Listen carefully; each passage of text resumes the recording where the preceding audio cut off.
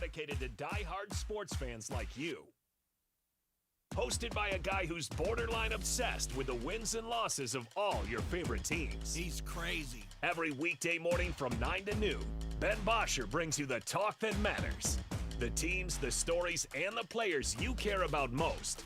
This is the Ben Bosscher Show, built by Bresky Siding and Building Repair. Remember that.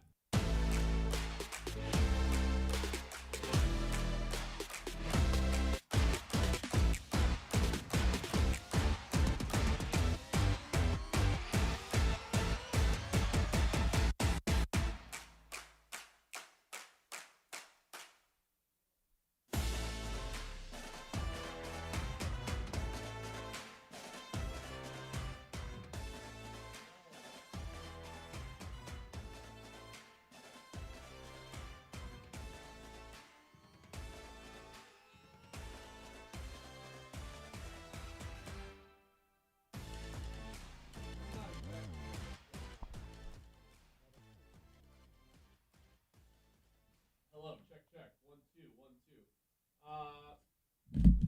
2. There we go. You know what? I'll move over here today.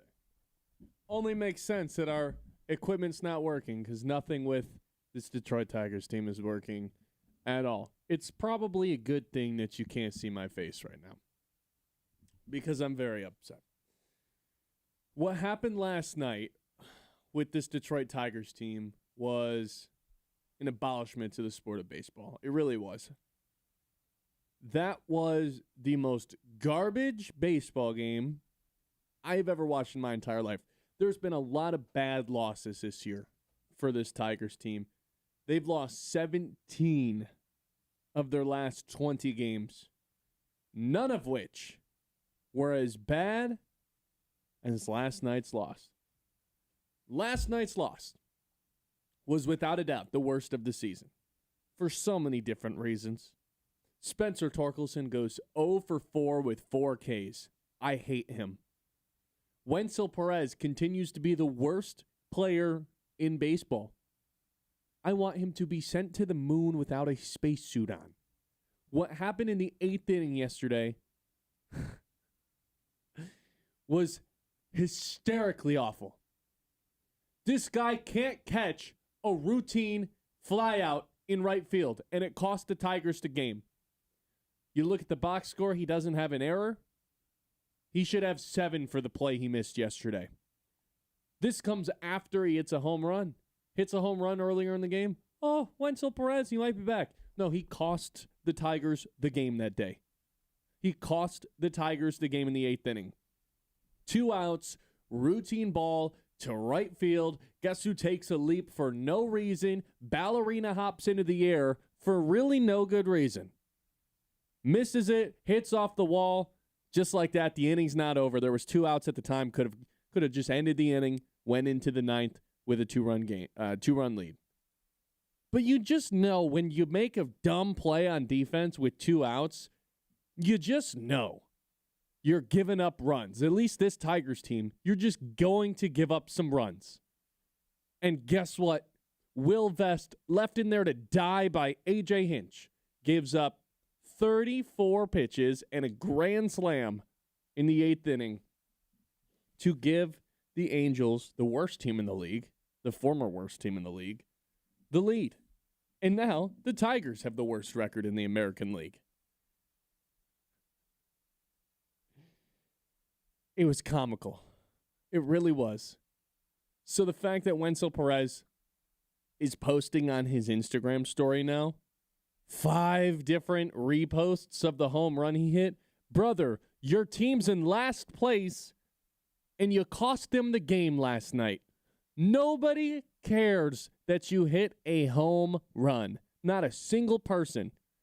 Because you cost the Tigers the game in the 8th inning. He might be playing with one eye closed. He might be playing like he's had 2 bottles of bourbon, not glasses, bottles. He might be blind. I don't know what goes through his head to do a little ballerina leap out in right field while trying to make this catch. But I'll tell you what, it didn't work. No, it did not work. Good golly. So you have Wenzel Perez being a moron. You have Matt Vierling, who's just caught asleep picking dandelions out in center field. Early on in the game, single gets hit right in the gap. When Matt Vierling goes to pick the ball up, put it in his glove, and just casually tosses it in. Casually throws it into the infield to hit the cutoff man. And guess what happens? Angels base runner rounds third, goes all the way home because nobody is alert. Nobody is paying attention. Matt Vierling, Wenzel Perez, two of the dumbest mistakes you can possibly make in a baseball game. Matt Vierling, in the case of him, just laziness. Wenzel Perez, just stupidness out in right field. I don't know what more evidence you need from any statistic. Whatever you want to look at, outs above average, defensive run saved, WAR, you look across the board. Wenzel Perez is one of the worst baseball players that has played in the last 5 years, yet they continue to roll him out there every single day. Then they act surprised when he costs them the game in the 8th inning. It makes no sense. What else do you need to see to stop this guy from playing? AJ Hinch refuses to acknowledge it. He refuses to take him out of the game. He refuses to not have him in the starting lineup every day, and it cost him the game yesterday. Torkelson can't hit. Colt Keith has become a singles machine, if that. Gets pinch hit again yesterday. What's happening right now to the Tigers is worse than anything we saw in 2017, in 2018, when this team had, checks notes, 64 wins. They're on pace for 61 wins, Brad. They are going to be the worst team in the league if they continue to play this way. They will continue to be. And I told you yesterday I still believed in this team for some stupid reason. Not if they're going to keep playing like this. Not if AJ Hinch isn't going to take out Matt Vierling for playing lazy in center field. Take out Wenzel Perez for making the dumbest mistake possible in right field. He's going to keep pinch hitting Colt Keith, though, even though he's 2 for 2. And then he goes to the press conference after the game and is just, Will Vest is our guy. I'm not mad I left him out there. He's our guy. He should have thrown 34 pitches. He has a 7.88 ERA. 7.88 ERA. What's he still doing out there? All 3 of our closers are god-awful. Kenley Jansen, 4 blown saves this year. Most in Major League Baseball. Kyle Finnegan, 3 blown saves this year. Second most in Major League Baseball. And the other guy has a 7.88 ERA. Scott Harris special, man. All of these guys.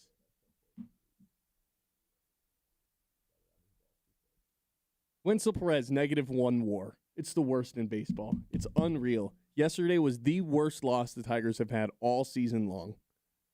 I couldn't believe it. The crowd was on their side. They had momentum. They went down early. They retook the lead. For some reason, on a random Tuesday night in May, that crowd at Comerica Park was behind them. They had it. There was momentum. When Kevin McGonigal hit that triple earlier in the game, you could feel it. The crowd was getting rowdy. It felt like there was a real switching point, not just in the game, but in the season. It's like, okay, this is where they're going to start climbing out of it. Then they tigered it all up. Worst record in the American League after thinking we could go to a World Series. I told you guys yesterday, they can't lose this series to the Angels if they want to still survive this year. The Angel series, this one that they're playing right now, had to be a turning point. They can't lose this series and expect to still contend later on in the year. But if they would have been able to turn things around, figure it out against this Angels team, okay, I'm not going to say I'm back in, but you're still surviving. You survive in advance, win one series, win the next, win another. You blow a game like last night in the 8th inning, in all the different ways that they're playing, the Wenzel Perez play, the Matt Vierling play, the Torkelson 0 for 4 with 4 Ks, AJ Hinch not pulling Will Vest. It's just like, I don't even know if they're trying to win. Somebody check their FanDuel account. It doesn't feel like they're trying to win baseball games. Something AJ Hinch has been so good at, the details, the small stuff. They don't have that this year. I don't know. It's as if they all are playing after smoking a hookah before the game. They're playing confused. They're playing lackadaisical. They're playing like they don't care. They get to go to bed at night regardless. Somebody get these guys locked in, please, for the love of God. But it might not matter because the season's, after last night, I feel like it's over. It's just 1 of 162. So it's probably an overreaction to a single game. But yesterday, it felt like a real turning point. Oh, my God, they're going to finally do it. A comeback win. Just for Will Vest to give up a grand slam. And it's not even Will Vest's fault. I mean, it is. But you look at there was 2 outs, routine fly ball to right field. Inning could have been over. Shout out Wenzel Perez, the worst player in Major League Baseball war-wise, for still being out there as an everyday player in this lineup. It screams to Tigers fans, we don't care. We're not trying to win. We're going to continue playing the worst guy in the league. I can't believe it. I thought it was the worst loss of the entire season last night, and there's been a lot of bad ones. 989-837-6125. This is the Ben Bosscher Show, live here on 100.9 The Mitt. How many players are actually good on this team? I went back and just screen grabbed a 2017, where they had 64 wins, 2017 starting lineup from May 26, 9 years ago, and compared it to last night. Guys, the lineup last night's just worse. This is worse than the 2017 roster that had 64 wins. They're on pace for 61 right now. That's the level of baseball team that you got in Detroit right now. So I'm starting to feel like they can't pull themselves out of it, unfortunately, after last night. How many players on this team are actually worth keeping around? I'll tell you when we come back. 9 o'clock hour, as always, is brought to you by Iron Stack Technology. We talk about the game plan all the time on this show. Iron Stack, that's how they approach IT, whether it's networking, cybersecurity, cloud solutions. They've got you covered. Focus on what you do best, that is running your business. Let them take care of the cybersecurity. Iron Stack Technologies, solution-driven, mission-focused. You can check them out online at ironstacktechnology.com. The Ben Bosscher Show, built by Bresky.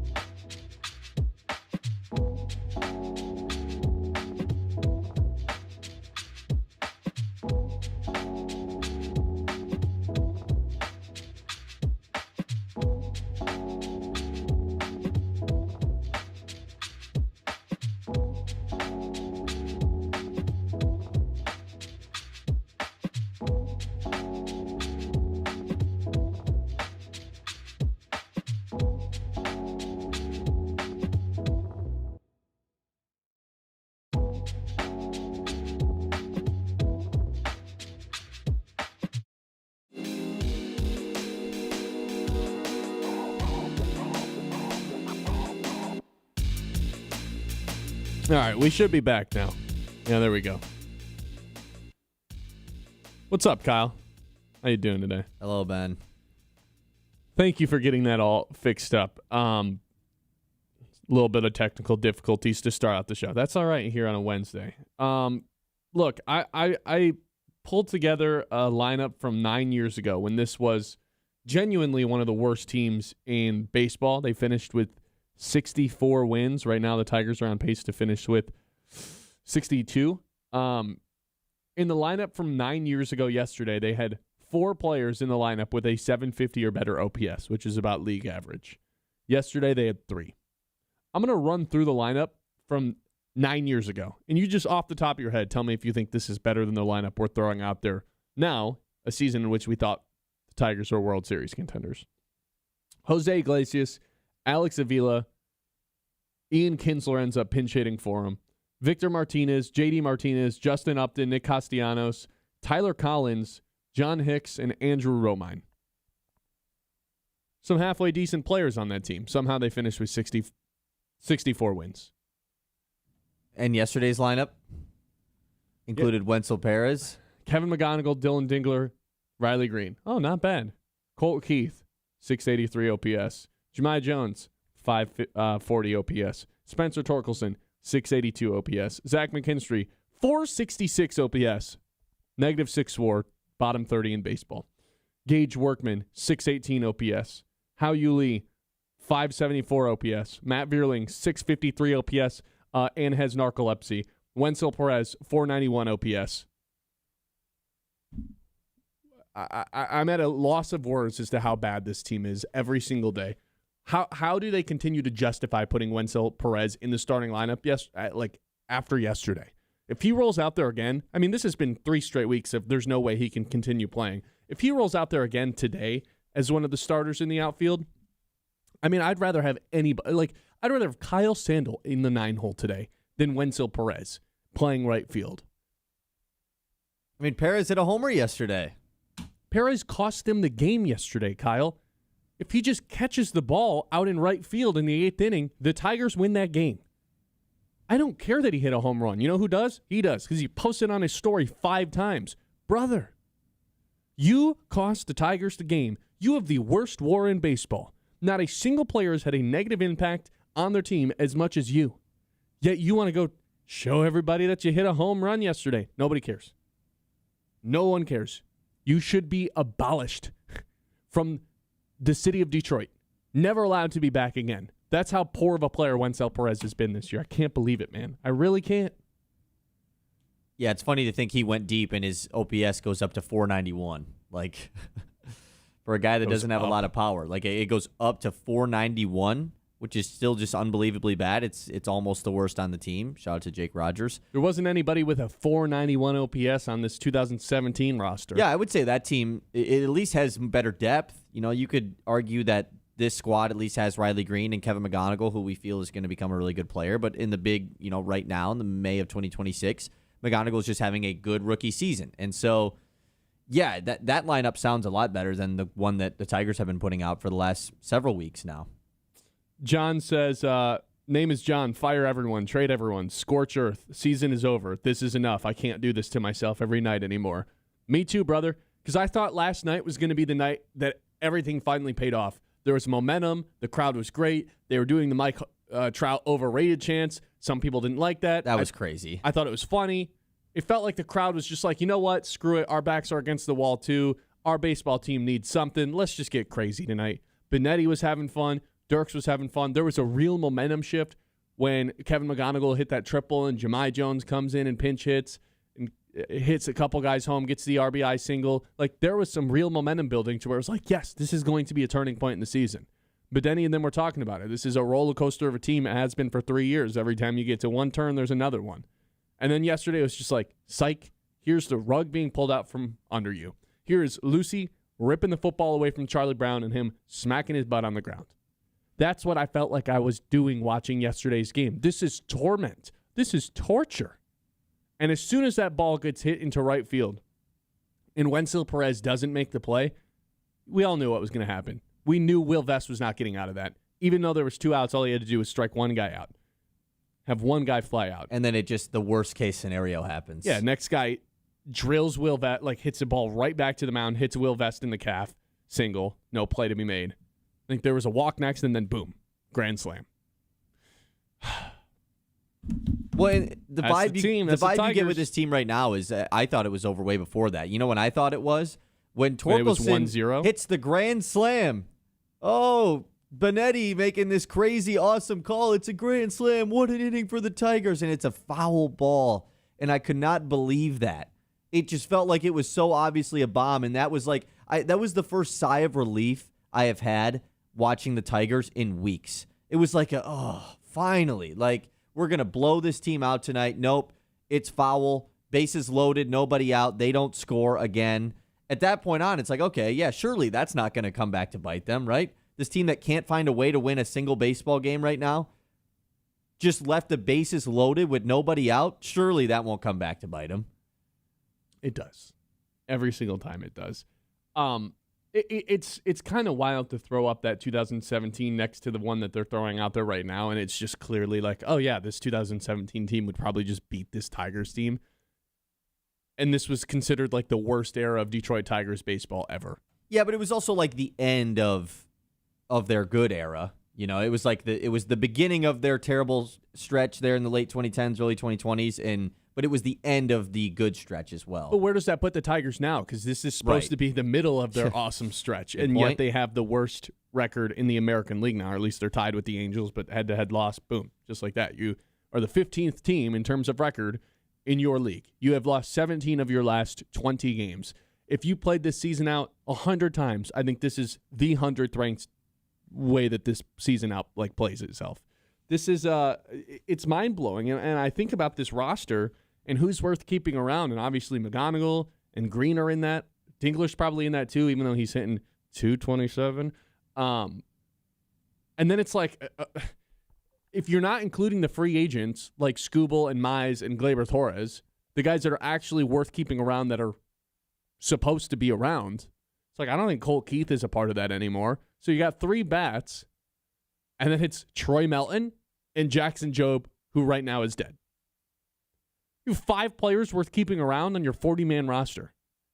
And I guess that doesn't include some of the young guys that are still in AAA who they refuse to call up. There's just no depth here. There's no talent. I don't even know what the approach is, what you're supposed to do to fix this. Because it feels like you look around and there's just no one worth any. Spencer Torkelson's one of the worst players in the American League. He's the 23rd ranked OPS of 25 first basemen that are qualified. He's just awful. He's worthless. You can't trade that guy at the deadline. Nobody wants him. DFA him. He's negatively impacting the team every night too.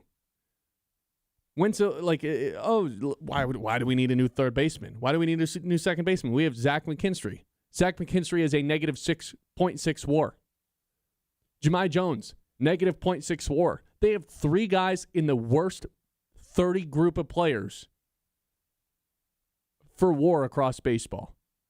Over 1,100 players have suited up in a major league game. And of the 30 worst guys, the Tigers have 3 of them that play on a daily basis between Jahmai Jones, Zach McKinstry, and Wenzel Perez. And the most frustrating part about last night, other than Wenzel Perez's mishap in right field, is A.J. Hinch after the game basically being like, yeah, I mean, Matt Vierling got caught playing a little slow. I'm not really sure what happened with that Perez play. I haven't seen it back. No, I trust Will Vest to be out there. He just didn't have it tonight. What are you talking about, man? Take Matt Vierling out of the game.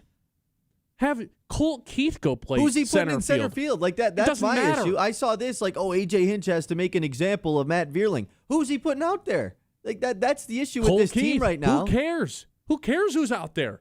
It's better than having a guy who's literally asleep in center field. I mean, the play that Matt Vierling didn't make yesterday, of him just lazily throwing a ball in, hitting the cutoff man, meanwhile, guys running home, that's just inexcusable, man. It's inexcusable. Throw Riley out there. Throw. I don't even care. What's funny is the real alternative probably was moving Perez to center field and putting Jahmai Jones out and right. That was literally like the only real option they could have made. Could have saved them the game. Although Jahmai Jones is no better in center field. The outfield's disastrous. Every day whole it feels team like is. they're making some sort of play or lack thereof that makes me want to never watch baseball again. What are we supposed to do all summer if this is the brand of baseball we're getting? Lackadaisical, aloof, players who just routinely can't make simple plays. How am I supposed to watch this all summer long? We're a third of the way through. Summer hasn't even begun, brother. And it feels like yesterday was the nail in the coffin of yeah, man, any hope you had, just bury that because it's not happening this year. They don't have it. They're going to find a way to lose every game. That's what it feels like after last night. It feels like they're just going to inevitably, whether it's in the 8th, 9th, first inning, find a way to lose a game. They don't win games anymore. And it's not all that surprising when you look at this roster that's being thrown out there on a daily basis. But it's better than the terrible teams. They still have good players. It's better than the worst teams that these Tigers have thrown out over the last decade, this isn't the worst team in baseball. We can sit here and say, oh, these guys that they're throwing out here, they're bad. This roster is not the worst team in baseball. It's the team playing across from them this week. They just lost to that That's team. what I'm saying. That's what makes this season so terrible. They are not the worst team in the league, yet they are absolutely playing like it, and they just found a terrible way to lose to an Angels team that is – this team is terrible. Look at their roster. The fact that they have 3 closers that you can put out there on a daily basis, all of which you just kind of expect to blow the game at this point, also not a good sign. I don't trust Kenley Jansen as far as I can throw him, which is not very far. Kyle Finnegan has fallen off a cliff. These one-pitch guys just don't cut it anymore. And Will Vest is a 7.88 ERA. Hey, starters, can you go 9 innings every single outing? Oh, wait, no. AJ Hinch is our manager. Nobody's allowed to go more than 6 1/3.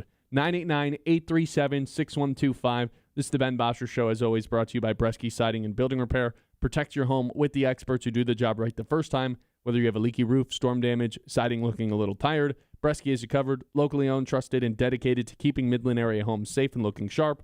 Quality materials, skilled craftsmanship, and service that puts your family first. Don't wait for the next storm. Call Bresky Siding and Building Repair today.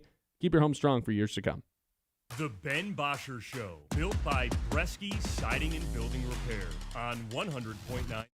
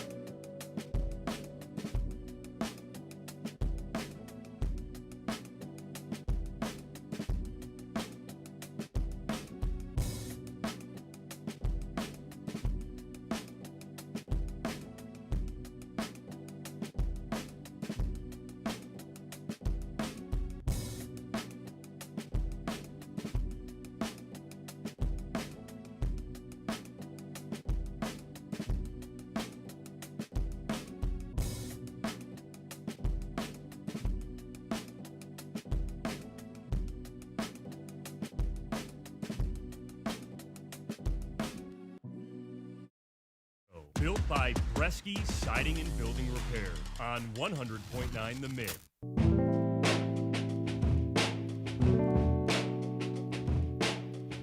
Kyle, you tell me what the worst stat here is. Torkelson, 682 OPS, ranking 23rd of 25 qualified first basemen. Wenzel Perez's negative .9 WAR being the worst in baseball. Jack Flaherty being 0-6 through 11 starts. Jahmai Jones and McKinstry each having a negative 6 WAR, which is bottom 30 of 1,138 players. 1,138 players. Or the fact that all 4 of the closers are awful. Jansen, 4 blown saves, first in baseball. Finnegan, 3 blown saves right behind him. And Will Vest with a 7.88 ERA. What's the worst of those 5 stats? Is there an F option for all of the above? I mean, sure. It doesn't get much worse than that. The one that at least feels most baffling to me is like Flaherty doesn't have a win. It's crazy, right? He didn't have one start where he gave up only like 3 runs and the Tigers just scored a ton. That one's probably the worst stat to me because it doesn't make it makes the least amount of sense. It does, but then you think about it and how much we hate Jack Flaherty and how easy it is to predict how these innings are going to go. And it's like, yeah, I guess it's not all that surprising. Like last Friday, we were watching the Tigers game, and they went into the 4th inning with the lead. It's 4-3. I looked at you and I said, Kyle, there is no way they get out of this 4th inning with a lead. And sure enough, what does Jack Flaherty do? Balks a guy home. That's the Tigers for you. And like, to your point about the closers thing, like that was one of the strong suits of this team coming into the year. Not just that we said, everybody could have recognized that. You know, you had the bulletproof vest combo with Finnegan and Will Vest that were pretty good to end the year last year, and then you bring in Kenley Jansen, and all of a sudden, like you said, 2 of the top blown saves guys in baseball, and Will Vest, even going into last night's game, had a 5.5 ERA, and now it's just at the worst it could get. Let's hit the news. The Mets Morning Catch. All right, we'll try to keep it a little bit more positive here because it's been pretty tough this morning. First, let's look at the Covenant Healthcare injury report. This is actually not keeping it positive. This is making it even worse. AJ Hinch gave updates on Javi Baez yesterday, and he said that he needs to see a specialist. Oh, great. Saying that his ankle isn't responding the way they hoped it would. He is still having trouble running. Awesome. Yeah, Javi Baez is not going to be returning anytime soon. Which in turn means more Zach Short. It means more Wenzel Perez. It means more... It means less Ben Zach Bosscher watching. McKinstry. Who would have thought that that Javi Baez was this important to the Tigers team, man? Who would have thought? Not me. Now we're begging for him to come back. Yeah, it's pretty tough. Okay, let's do some more news. This could be potentially good news, depending on how you look at it. Tarek Skubal threw a live bullpen session yesterday. It was his first live bullpen since going through all this rehab post-elbow injury. A 40-pitch live BP. He struck out Zach Short, and Jahmai Jones hit a home run off of him. Jahmai Jones. Is Jahmai Jones the best live BP hitter in baseball? What is up with that, man? I mean, Jahmai Jones hit a home run off of a righty, and I think it was Casey Mize, right, a while back. No, it was Troy Verlander. Melton. Oh, it was Verlander, yeah. When he doesn't have a hit against right-handed pitching all year, and yet still, it didn't matter. I saw a stat yesterday, too. Jahmai Jones 0 for 10 against righties this year, and that is more at-bats than Colt Keith has against lefties this year. I mean, what are we doing? Did Colt Keith, like, sleep with AJ Hinch's daughter or something? Why does he hate him so much? He hates Colt Keith. I think Colt Keith has to hate Jahmai Jones and Spencer Torkelson on a deep level, like a Kendrick versus Drake level. Think about it. If I'm Colt Keith, I'm like, what did I do to not deserve playing time? Why am I only hitting half the time? Why am I platoon bat? Meanwhile, Jahmai Jones with a 500 OPS gets to come in and get Got an RBI base hit yesterday. I know he did. What did Torkelson do yesterday, though? Okay, yeah, that's a little bit different. Nothing. You're right. He probably hates those guys. Like, in the games that Colt Keith, with the way that the Tigers season is going, I understand the stats are the stats. So with the Colt Keith pinch hit stuff, I understand why they do it. In the games where he's 2 for 2 to start the game with a triple, can we just let him finish the game? I don't know. That feels like something you could do. Nope. Screw it. And it worked out yesterday, so it is what it is. I'll give you one more terrible stat here, and then we'll finally stop talking about the Tigers for a while. The Tigers' bullpen has now blown 11 leads in the 6th inning or later. Awesome. No other team in baseball has more than 8 And the MLB average across all teams is just 5. They have 11. The Tigers have 11. That's from Tigers Data on Twitter, who's That's just fantastic. been throwing out a ton of those terrible stats throughout the day. You know, it's funny that Spencer Torkelson, I want him gone so bad that the alternative is a guy with 0 home runs. I'd rather have my first baseman hit 0 home runs and it be Colt Keith every day than continue to watch Spencer Torkelson in the plate, who now has a, checks notes, 198 batting average this year. You know, the only thing that I think could really draw me back in right now, at least gain some excitement, other than someone returning from injury, is if they called up Max Anderson. It really is. You know what's funny, Kyle? I was like genuinely brought back in yesterday. I thought it was a real turning point. Well, yeah, I mean, yesterday you were very optimistic on the show. I saw we had a YouTube chat earlier. Like, what a shift in Ben's attitude from today to yesterday. Because I thought, like, I'm watching the game and it's like, yes, there's real momentum building. Yeah, This is there a was. turning point in the season. Like, they're rallying right now. And then it just a punch to the balls in the 8th inning. It's like, yeah, you just can't recover from stuff like this. You're just not going to be able to do it. Yeah, really tough. Okay, let's move to the NBA. Before going over the game from last night, we had the news announced that Joe Mazzulla, the Boston Celtics head coach, wins Coach of the Year over J.B. Bickerstaff. J.B. gets 29 first-place votes, and it is not enough, and that wraps up all of the awards given out for this 2025-26 season in the NBA. Yeah, I guess I'm not that surprised. I thought Mazzulla should have won it in general. Not really sure what else Bickerstaff could have done, but That's kind of how I feel. Like, Mazzulla also, I don't know what else he could have done regular season-wise. I mean, his star player was out, and they were the 2 seed. yeah, it's a good point. Both guys, I think, deserved it, and they were the co-favorites to be 1 and 2. Mitch Johnson of San Antonio was third, but it was pretty far separated from the top 2. But yeah, I mean, Bickerstaff's 60-win season for a team that won 14 2 years prior. So I think it's a really great turnaround. Unfortunate he couldn't win it, but at least he got some votes. We'll, of course, be back with the Pistons next year. Okay, and then the game last night, OKC goes up 3-2 over the Spurs in a really pivotal Game 5. Both teams split in OKC and in San Antonio in the first 4 games. So back in OKC for Game 5. And it was really all Thunder in this one. The Spurs went on a large run in the middle to end of the third quarter where they cut it to 8. And then right after that, it was basically over. Too many offensive rebounds given up. Wemby definitely did not have it last night. Probably his worst game, at least of this series, maybe in the playoffs. It was like 4 of 15 or something last night. Tough game. It's 3-2 Thunder. Yeah, my favorite play from last night was when Jared McCain was dribbling down the court, threw a forearm to Dylan Harper's elbow. It hit Dylan Harper in the elbow, no foul. Then he gets by Dylan Harper and just stops dead in his tracks, does a little scoot backwards, and then falls down to the ground and gets fouled. That was my favorite play. I hate the Thunder. Yeah, America loses when OKC wins, which is pretty unfortunate. I don't think I've ever witnessed a championship caliber team that is as mutually disrespected as this Oklahoma City Thunder team. Like, I know Miami was like that in 2011. That's probably the only comparison I have, but that was like hatred for a totally different reason than this. This is like hatred because we do not like the style of basketball that you play. We do not enjoy watching this. We think you are taking advantage of the rule book. And I can't remember a team ever really being hated in this way. Yeah, this early on, too. Like, every team that wins always gets a good amount of hate just because people don't want to see a team continuously win. But this, you're right, it feels a bit different, especially because this is like small market OKC. Like, there's really no reason to hate the franchise. It's the way that they play. Every Yeah. jump shot they take, there's a 50-50 chance that somebody's falling down. Lou Dort's sticking his feet out trying to hurt everybody. You've got Jared McCain, who's now been like adopted onto this team, who's doing all the same stuff that Shea's doing. I'm the cheap, like, oh, I'm just going to dribble into someone and fall down and get a foul.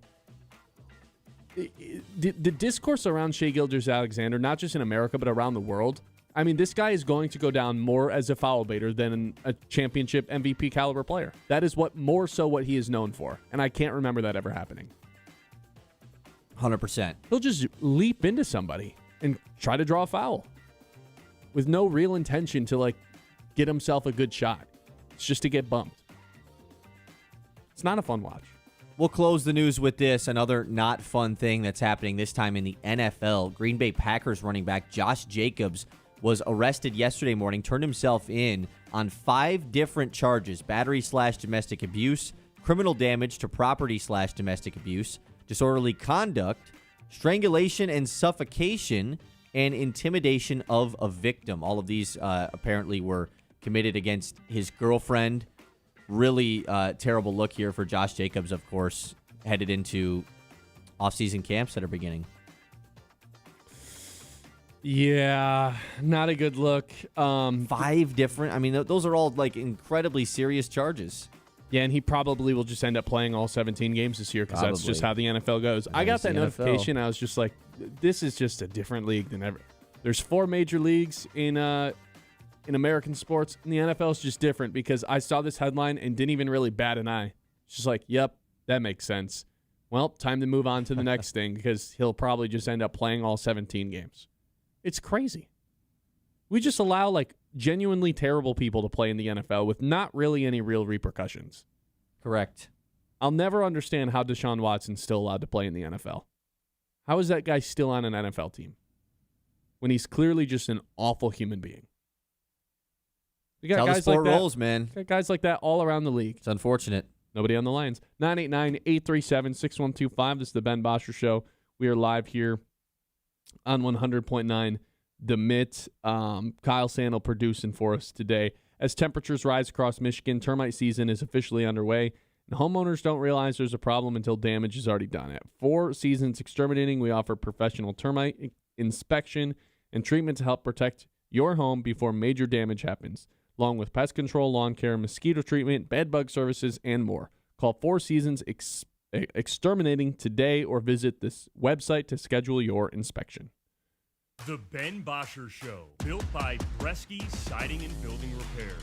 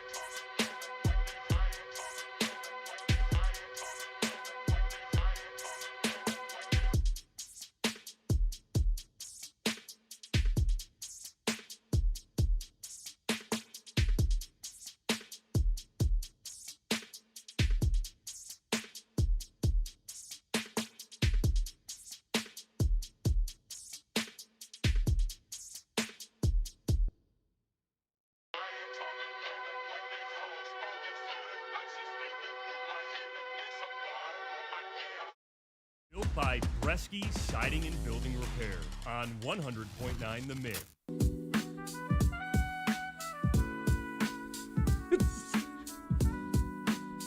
Bless me. Bless you, Ben. I didn't realize the mic had picked that up. My bad. That's my bad. Okay, let's talk about a different team, because if we keep talking about the Tigers, blood pressure's going to go up. Probably not good at this stage of the morning. So the Lions, we end up getting the contract extension details for Jack Flaherty yesterday. Jack Campbell yesterday.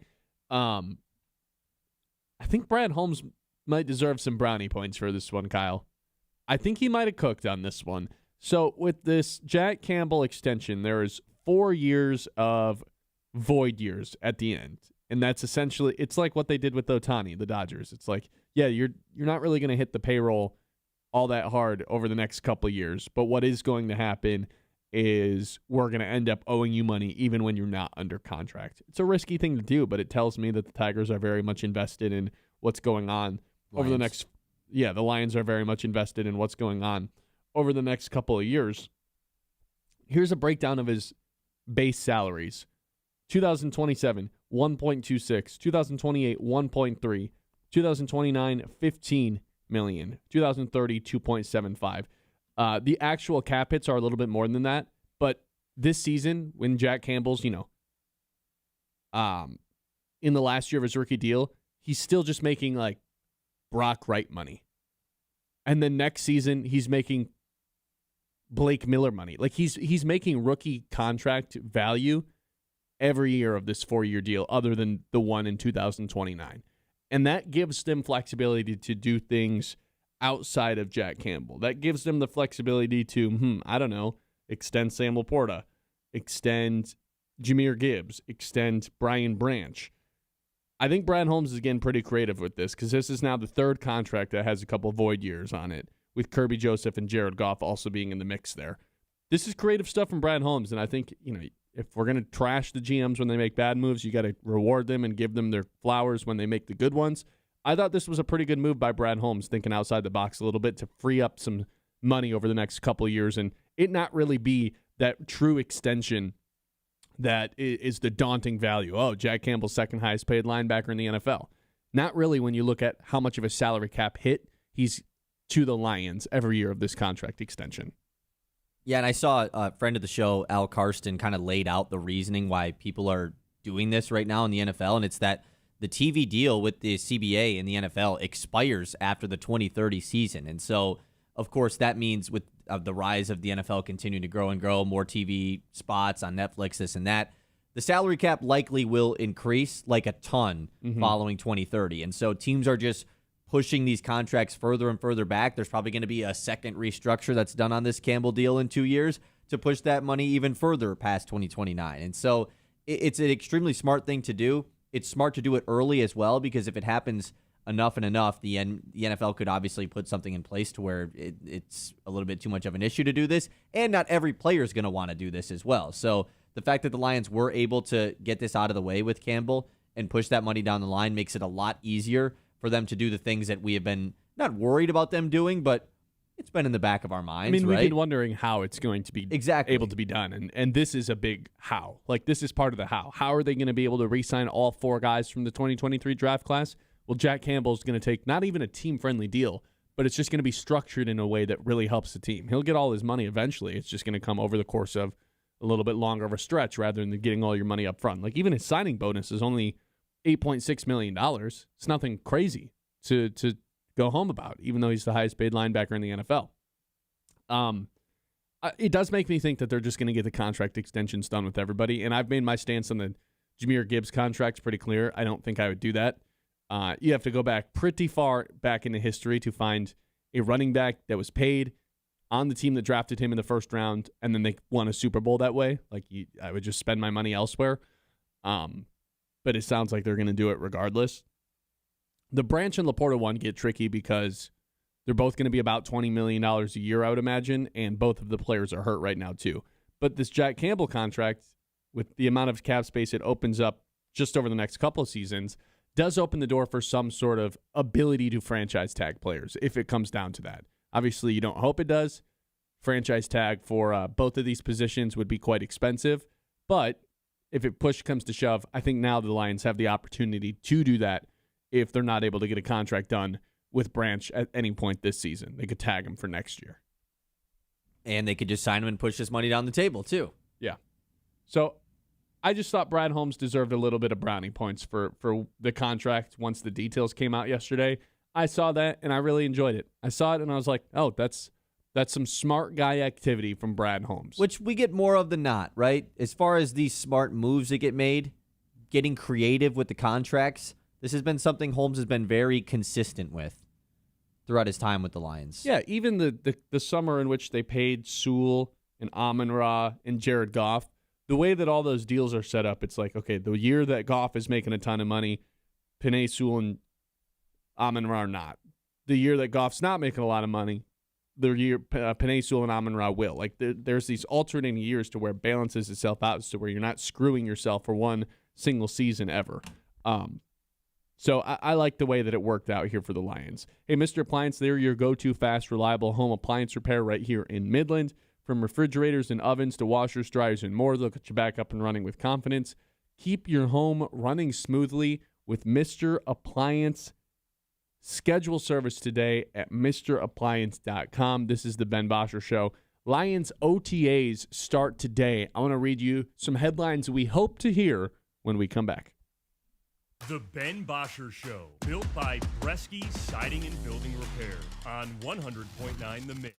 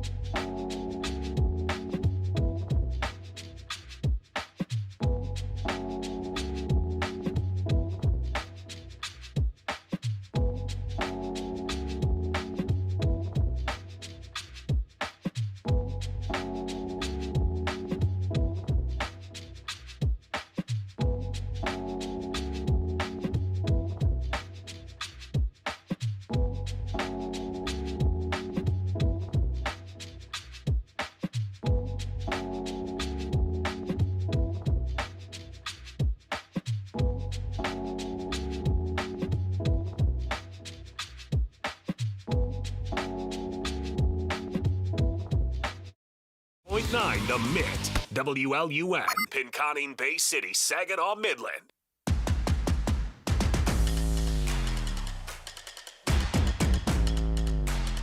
Football's back. Kinda. I mean, I'd rather talk about football kinda being back than this Detroit Tigers team right now. OTA start today for the Detroit Lions. They're going this first week. This session is today, tomorrow, and Friday and Saturday as well. It goes all the way to Saturday, I believe. So I came up with 10 different headlines I want to be reading from the beat reporters that are going to be there covering camp. And I want you to tell me how much you agree with them, I suppose. All right, the Ben lines. The Ben lines, yeah. The first headline I want to see today, tomorrow, whenever it is. I need to see this. Kirby Joseph sets tone immediately, picks off Jared Goff on day one while commanding the first team defense. Kirby Joseph out there running around, Kyle. That is the number one headline I would like to see during OTAs at some point over the next couple of days. The media is going to get one session to be able to watch practice. Whenever that practice is, I need to see. I don't even care if he gets the interception. I just put that in there for the sake of it. The number one thing I need to hear from the beat reporters is Kirby Joseph's out there running around, repping with the first team defense. Anything besides that, sad face. Sad face Bosscher. Yeah, this is probably the number one thing of most importance just because it is the biggest question mark right now for the Lions going into OTAs. Like, they have the other injuries, obviously, with Branch and Laporta. And the Laporta one, I think, is still a little bit as well, like a question mark. But the Joseph one is, it feels more significant just because the way that it was handled all of last season. We didn't think he was going to miss the entire year when he went out. Whereas, like, when the Laporta stuff went down, it was like, oh, man, okay, they're out. Laporta's out for the rest of the year. Yeah, I think we went like 6 days thinking he'd be back at some point, and then they just shut him down for the year. The Kirby stuff just continuously went on and on and on and on and on until they were out of it, basically. And it was like, okay, now there's no point in bringing him back. And it's felt the same way this offseason. Now, Kirby has gone on social media and spoken out how he feels he is healthy, which is awesome to hear. And if he believes that, then I'm going to believe him as well. But until we actually see it going down, we don't necessarily know. So I'm with you. This is probably the biggest thing that Lions fans should be anticipating in a positive way for OTAs. 18-0 when he gets an interception, even though he missed 11 games last year, still has the most interceptions in the league since 2022. An incredible player who flips games. They need him out there. Headline number 2. Isaac Tesla making statement in camp, leaving rookies in the dust with effortless route running and crisp separation.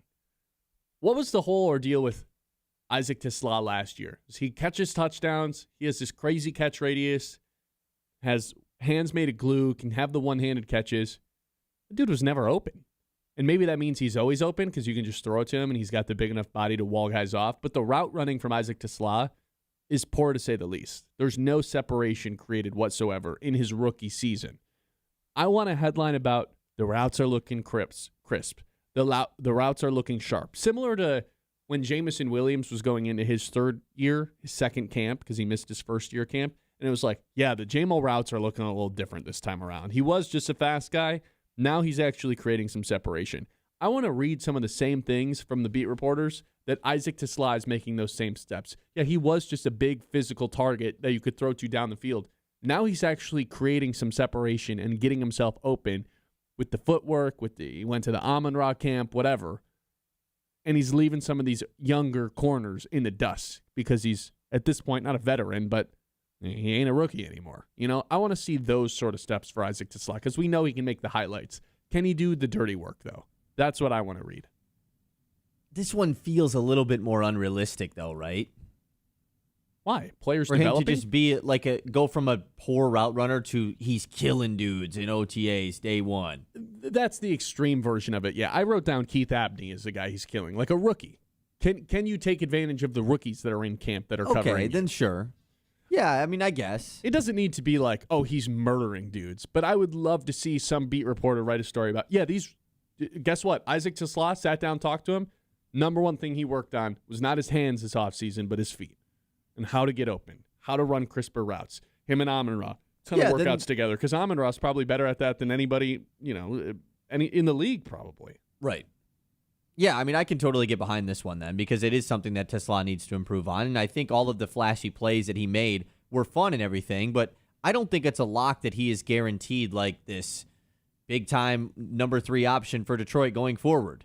You know, they still have, not just drafted a receiver, but also, of course, Laporta and Gibbs exist. And so is there a window for Tesla to kind of work his way into there? Yeah, there is, but it's going to need some major offseason improvement for that to happen. So, yeah, from an importance level, this I don't think this is as important as the Joseph one, and maybe I'll just kind of rank them off of that. But this would still be awesome to see, of course. The next one,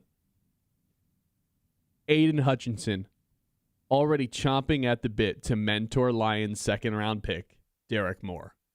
Some quote that's like, I can't wait to bring this guy under my wing and teach him everything I know so we can wreak havoc together. Because Derek Moore has already made a couple different public statements about, I can't wait to learn from Hutchinson. I was chasing his sack record at Michigan. Now it's awesome that we get to be on the defensive line together. Now I want Hutchinson to take it a step further and say, I can't wait to mentor this guy. I can't wait to teach him everything we know. We're about to grind together. Iron sharpens iron. This feels like one that is already real. Yes. I think you could tweet this out right now and act like it's a real quote and everybody would believe you. It wouldn't feel fake. Like, this is going to happen. Just lock it up. I mean, these guys, they're the Michigan guys. Of course this is going to happen. The thing with Hutchinson over the first 4 years of his career, though, is I feel like I'm not in the locker room, so maybe I shouldn't be saying this, but doesn't it feel like compared to some of the other Lions, there's a little bit less of a leadership, like, oh, this guy's a team captain, dude. Like, we've known that about Jack Campbell since the day he walked into the Lions facilities, the day after he got drafted. It was like, oh, yeah, you can just tell this guy is going to be the captain of the defense at one point. And sure enough, ends up being the green dot guy. I'm sure he'll be a captain. You're saying that you don't really feel that with Hutchinson? No, I don't. And a lot of that's to do with like the not taking accountability. He a couple different occasions, he's like blamed the refs for why they've lost. And it's like, come on, man, we can't be doing that. Like, you need to be the guy who's kind of taking everybody and being the leader when I feel like that's Jack Campbell's job. Maybe this is an opportunity for him to finally be a vocal leader. Because, like, think about it before the games, too. We get the Penei Sewell hype. We get the Jared Goff, like, it's not even a hype speech, but it's like a let's go kind of thing. Like, let's go out and win together. We never really see the Aiden Hutchinson rallying everybody up videos. So I wonder if this is an opportunity for him to be put in a position of leadership for the first time. Okay.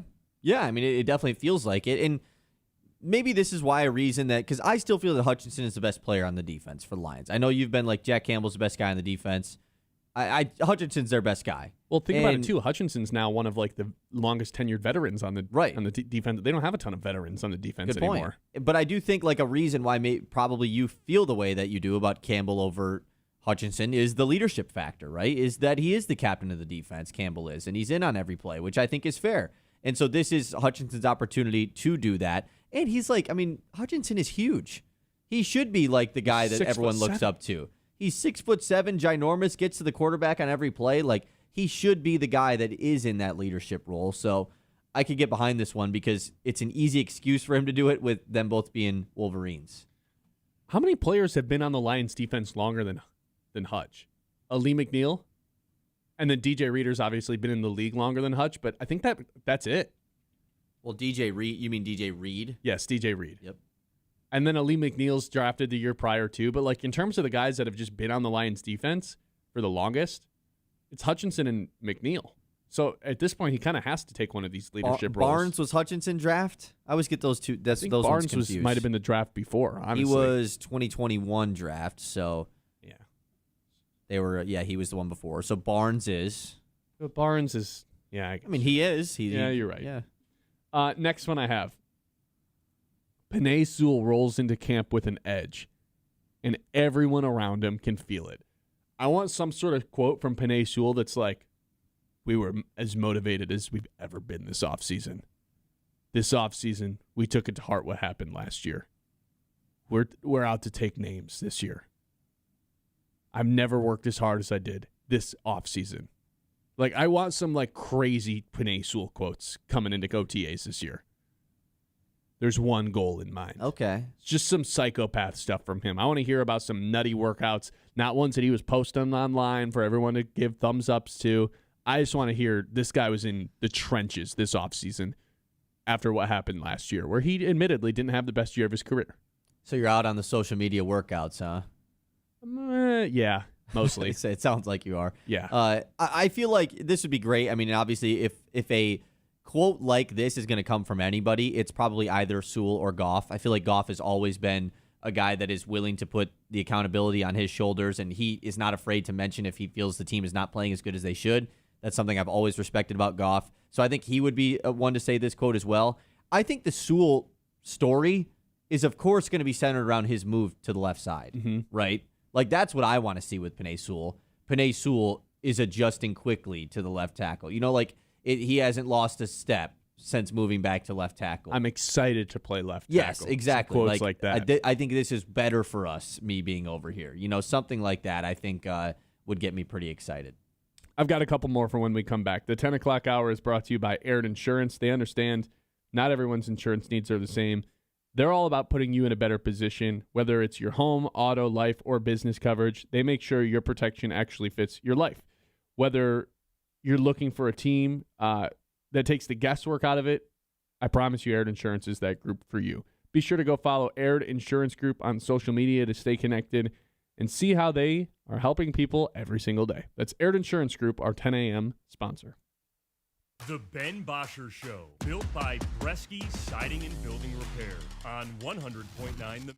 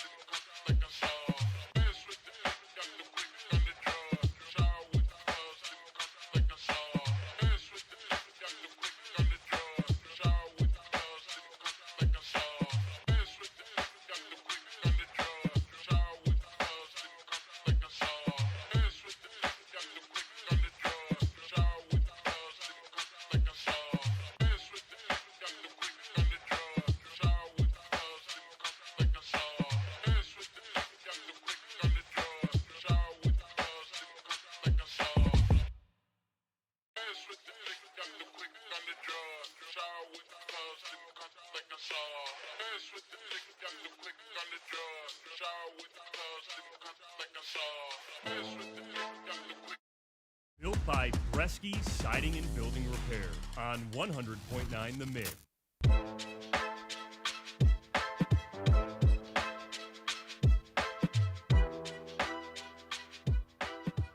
All right, I got a couple more headlines for you, and feel free to text them in too if you've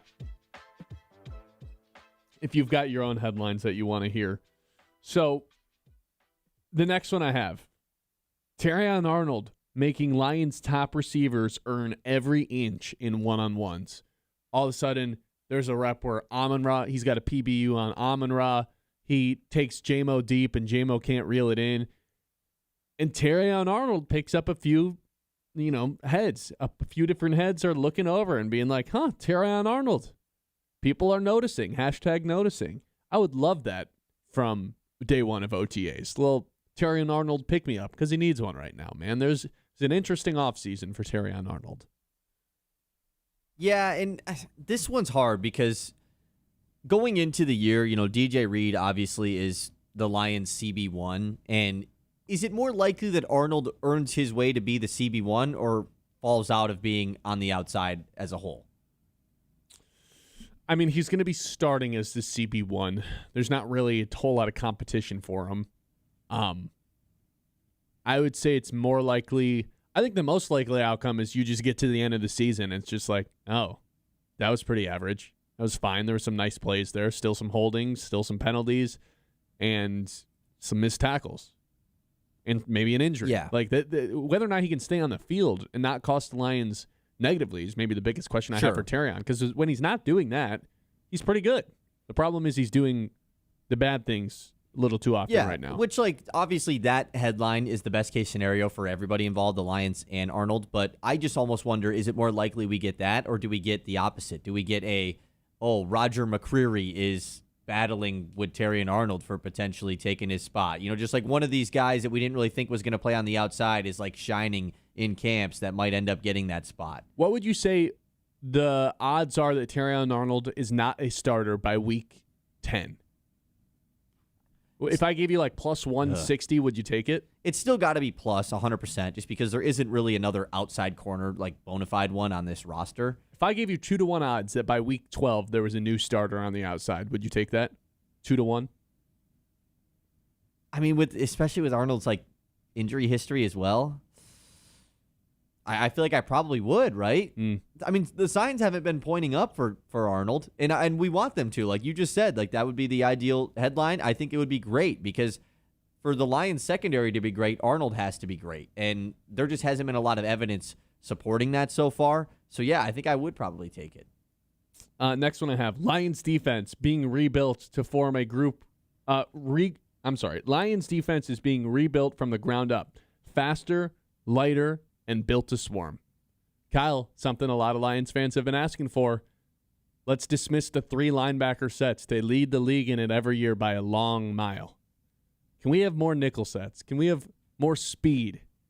Can we have 2 linebackers, 5 DBs, and have Brian Branch or Christian Izzian for the first few weeks of the season bring the ability to play in the box? Therefore, you get a little bit faster because right now this defense is a slow defense the way that they have their 3 linebacker sets.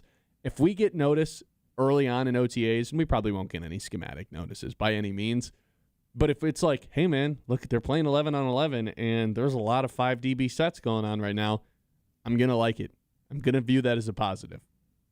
Yeah, I think so too. I mean, look at what they did this offseason. There was a semi-youth movement made with the Lions. Now, it wasn't like they just got rid of all their old players and got the youngest guys possible, but they went down in age a couple years for every position, essentially. Every move that they made to replace a guy was brought in by a younger player, not even including the draft, even just with free agency. And so with youth comes speed, most likely, right? I mean, that kind of makes sense. And so it feels like they are shifting things a little bit, a retool, not a rebuild, and that started with those acquisitions this offseason. And that's been something you've been clamoring for weeks now. I mean, months at this point, right? Mm-hmm. The switching up their packages defensively. Yeah. I mean, really since the season. Next one, Brian Branch, not waiting around. He's locked in on a bye week comeback. Lions have a week 6 bye this year. Brian Branch publicly already has been stated, not this is a made-up thing, but I would love if over the next couple of days, Brian Branch is like, I want to be back before the bye. Or I want to be back at the latest at the bye. I'm only missing the first third of the season. That'd be the best case scenario, right? And it feels like a smart date to target for the Lions as well, to play things safe, not be too aggressive with his comeback. But they also have to recognize what happened last year with Aleem McNeil. He came back probably a little bit too fast and was just kind of slow. 100%. For the whole season. Which, like, obviously, when a guy comes back sooner rather than later, you feel like it is a positive no matter what, because it's like, oh, he recovered quicker. He can help us out if he's back quicker. This is great all around. And we found out last year that it's not always that way. And with a guy like Brian Branch, I mean, you want him at 100%. A 75% version of Branch is fine, 100%. But, like, he is the guy, like, full-bore Brian Branch. That guy wreaks havoc. Mm-hmm. You need to have that version of him, and you don't want to risk not having that version of him if you bring him back too early, especially with a Thursday night game early in the year as well. Yeah. You might as well just wait this thing out. So, yeah, I mean, that's something we probably don't get for a while. But as far as fake headlines go, I don't mind it. Here's one. Tyleek Williams and Aleem McNeil spent a whole summer grinding together, and it's starting to show. They spent the whole summer working out. They're in lockstep. Say it again. Tyleek Williams and Aleem McNeil spent the whole summer working out together, and it's starting to show. And explain this one. They've just been doing their summer workouts together. They've been, it's not like these guys just go do nothing the whole summer during non-OTA week. So in my head, I would love it if we found out Aleem McNeil and Tyleek Williams have been working side by side, training together all offseason. Because I think Aleem McNeil feels the pressure and understands how disappointing last year was, not just for himself, but his performance for the team. And Tyleek Williams, that's someone that, I think he looks up to Aleem McNeil in a lot of ways because they're very similar archetypes as they came out of college. If those two guys are in lockstep, pushing each other to be better all offseason, I think we're in for a pretty good defensive line for the Detroit Lions. I just think it's interesting that that's the duo you picked. As far as, like, if there was a duo that you want to be working out in the offseason. Yeah, kind of a random one. The two DTs. I have a better one. Let's hear it. I would love to hear this about Blake Miller and Tate Ratledge. The young guys now on the right side of the line. Why not Blake Miller and Penei Sewell? Well, yeah, I mean, that would be great too. But now that, like, Ratledge is not next to a Hall of Famer, which who knows, maybe Blake Miller will be.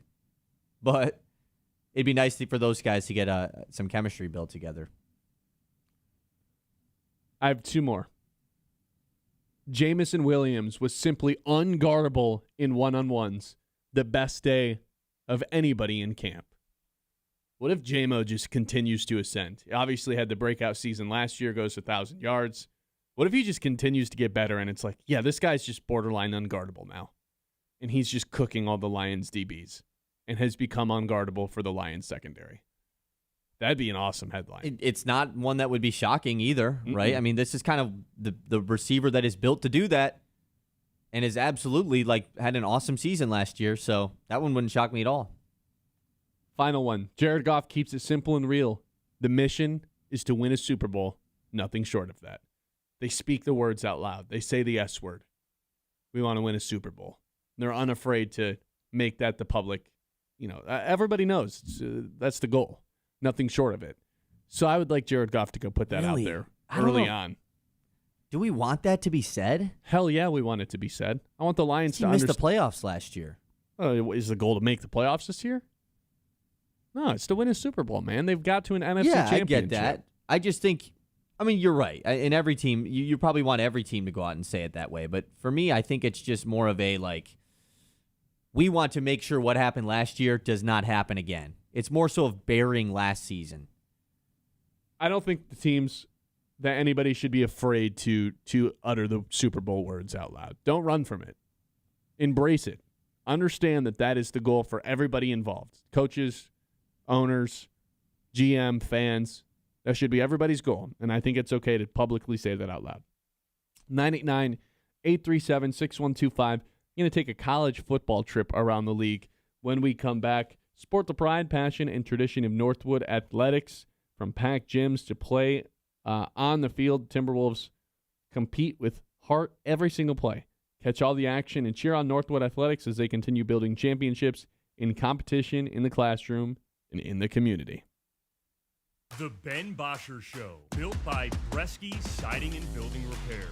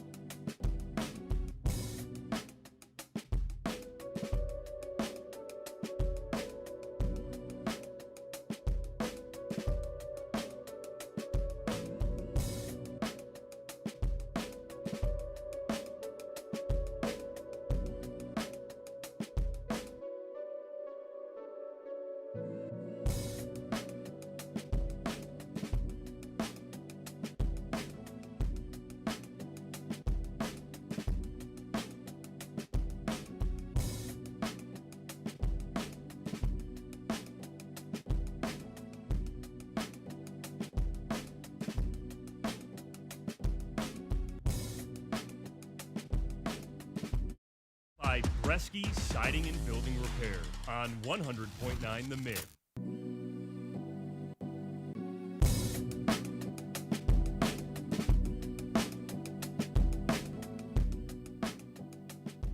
All right, let's work a little college football in today for our trip around the league. It's time to zoom out and go around the league. You know we're less than 100 days from college football being back? Week 0, less than 100 days away. Still feels like a lot. Here's what I got for you. I got 10 must-know storylines, 10 of the best games. I want you to tell me 1 to 10 how excited you are for those. And the top 10 Heisman candidates as well. All right, let's do A it. lot of stuff. We usually do NFL, so we're switching things up today. Not a lot going on in the NFL until the OTAs actually start. So I figured we can get some college football in. Number 10 storyline, the Pac-12 relaunches. The rebirth of the Pac-12. Oregon State, Washington State. They're going to welcome Boise State, Colorado State, Fresno State, San Diego State, Texas State, Utah State. All the states are headed out to the Pac-12. It won't feel the same, though. I still feel like it's a Power 4 with, like, an additional, like, half conference. It's not a Power 5 still. Pac-12 is not the same. And I've always told you this. I'm always going to miss the Pac-12.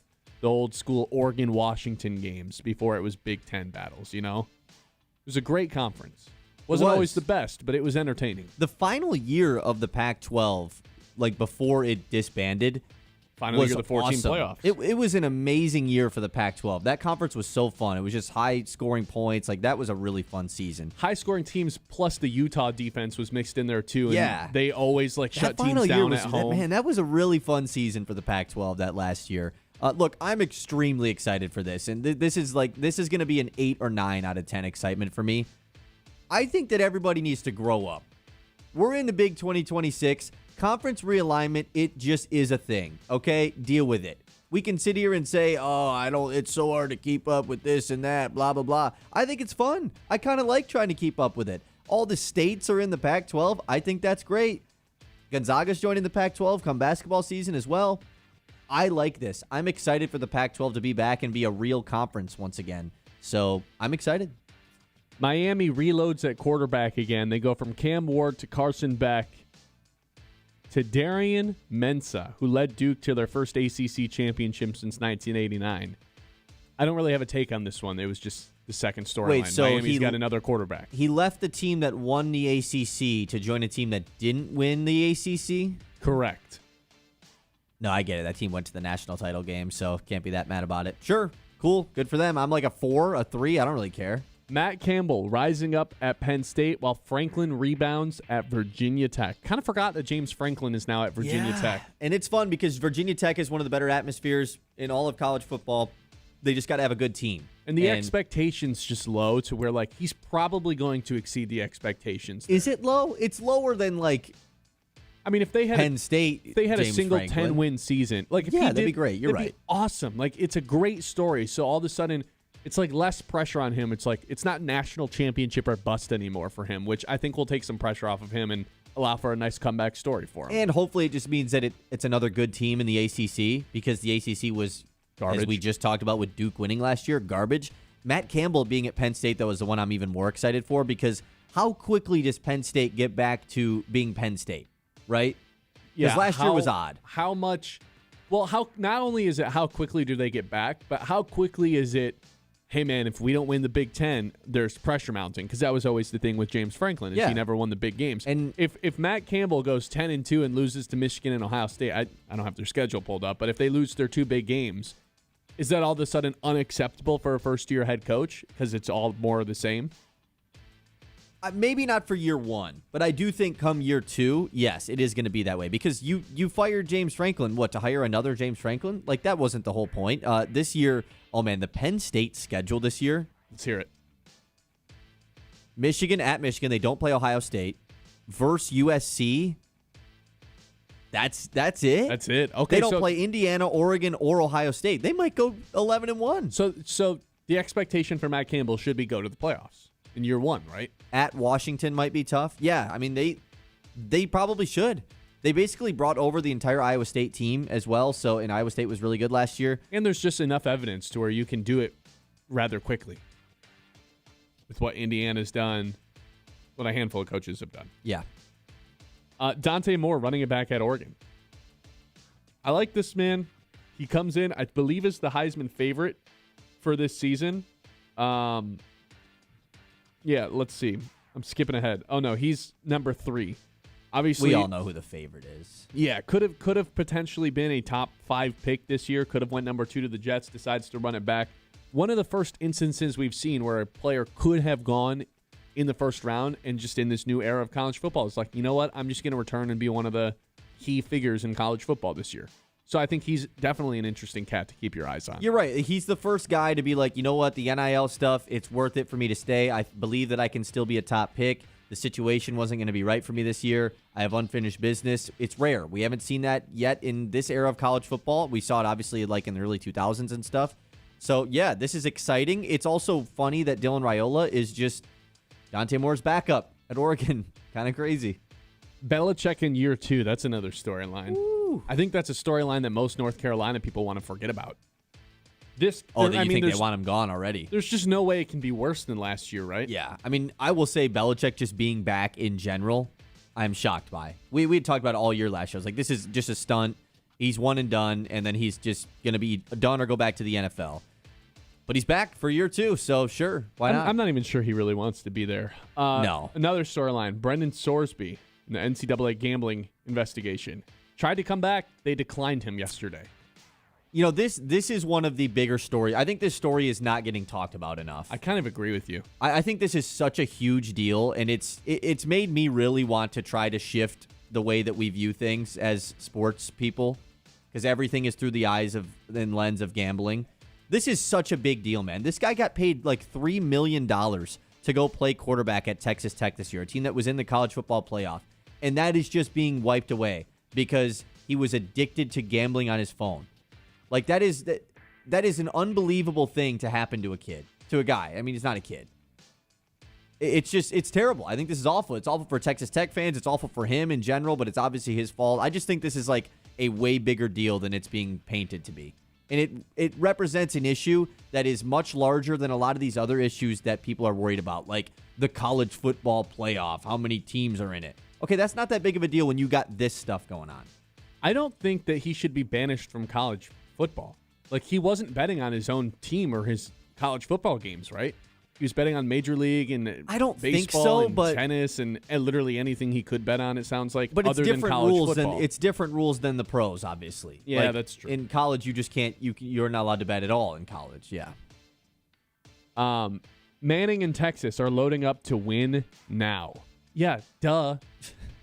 How's that even a storyline? Duh. They've been on this, front porch trying to get into the big party for the last couple of years, and they got to a national championship a couple of years ago, right? With Quinn Ewers, or was they in the Final Four? I think they got to the national championship. Lost to Ohio State, right? Yeah, duh. I don't even think this is a storyline. Obviously, they're trying to gear up to win it now. Number 3, Kyle Whittingham's Michigan move. They lost in the semifinals to Ohio State. Notre Dame lost to Ohio State, yeah. Kyle Whittingham's move over to Michigan. This is also a college football storyline that's just kind of not being talked about a ton right now, when in reality, it probably should be. This is like one of the premier head coaches we've had over the last 15 years who's just steady, keeps some stuff, but like it's not like, they're not Ohio State. Old. They're not Ohio State. They're not Notre Dame. But Utah has been one of the most steady programs we've had in college football for the last 15 years, just consistently providing 9-10 win teams on the best year. A level down. That's a great way to look at it. They're the Penn State of the Pac-12 for the longest time. Sure. And then they were for the Big 12 for the longest time. Yeah, and have been just outside of making the playoff like several years in a row. And now he's got more resources from Salt Lake City to Ann Arbor. He's got the quarterback. I think Michigan's a fascinating team going into the year. Not even from like a Michigan sports radio lens. Just from the outside looking in, you've got a 5-star quarterback going into year Bryce. 2. And you've got one of the more steady coaches in college football. Now, I've made my stance clear. I think that Bryce Underwood and Michigan will be better simply because it is addition by subtraction by getting rid of Sharon Moore and his staff, by providing Bryce Underwood a quarterback's coach, which he didn't have last year. I think Michigan's due for a pretty big step forward this year. I mean, I think so too. And like you said, this isn't just because we're here in the state of Michigan. I do think, like, now that it is the Michigan team, it's elevated a little bit. The excitement level for this is at a very high. It's probably like a 9. And it's the fact that he is taking over for Sharon Moore that I think really plays into this too, right? It's not just taking over the Michigan job. Think about everything that has happened with this university and the coaching staff over the last 5 years with Harbaugh, Sharon Moore. And now you get a guy who feels like the most stable guy you could have gotten. I think it's fun. SEC coaching changes. That's another storyline. Obviously, you got Kiffin to LSU. Which is in itself a 10. You've got Pete Golding to Ole Miss. Alex Golash to Auburn. Ryan Silverfield to Arkansas, John Summerall to Florida, and Will Stein to Kentucky. A lot of moving pieces for the SEC and their coaching. Obviously, Lane Kiffin to LSU is probably the biggest storyline we have going into college football this year. It 100% is, but also like all those other names. Other than Arch Manning.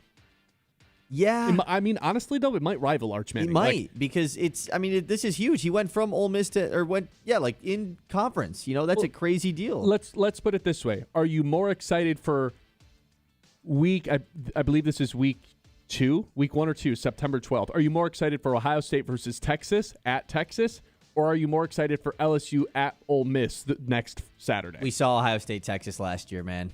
I think with you're the right. same QBs. I want to see Ole Miss LSU. I mean, that is a 100%. With Trinidad back too. Trinidad is back. Everything that went down with his departure last year. And then you have all these new guys in the SEC as well, which there are a lot of like younger, newer names. It's a lot of names you don't know coming from these smaller schools, coming from Tulane and North Texas and all these other spots that these guys came from. And so it's a pretty fun thing. Did you see Kiffin talking about the SEC coaches group chat? No, I did not. Having to basically it's like when a dude gets fired from the SEC, it's like the most awkward thing that they hate about it is like having to kick the guy from the group chat. Like how soon do they kick him from the group chat? Pretty funny. That's great.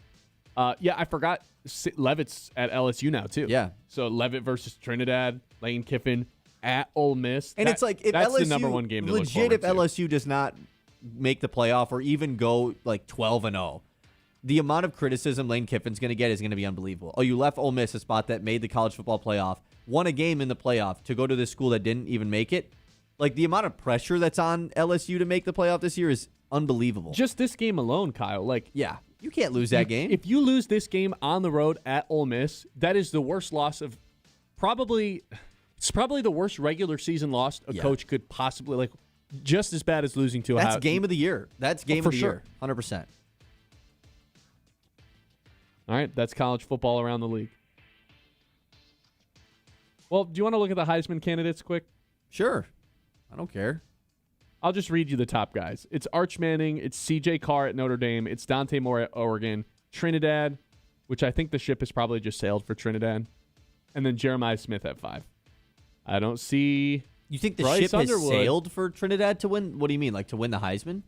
Yeah, I don't know. I think there's just like it's kind of a sour taste. That he's back and he probably shouldn't be back. I mean, yeah, he's really old, so that's going to help his case. 6 year of eligibility, and it's like, yeah, you just made up that you wanted to be back for kind of no reason. I think Carr's a good one. I will say I don't think it's going to be Arch or Moore. I think it's going to be somebody different. Like Underwood? John Mateer's a sneaky one coming back to Oklahoma, by the way. Really good pre-injury. Yeah, was fantastic pre-injury. All right, that is around the league. A quick shout out to Eastman Party Store, your one-stop shop for everything you need before the weekend hits, whether you're grabbing cold drinks, snacks for the game, or realizing last minute that you do in fact need ice. Eastman Party Store has you covered. Heading to a tailgate or a house party or just sitting on the couch tonight, make it easy on yourself. Swing by Eastman Party Store, get in, get out, and get on with your night. Eastman Party Store, quick stop, great selection, and always clutch when you need them most. The Ben Bosscher Show, built by Bresky Siding and Building Repair on 100.9.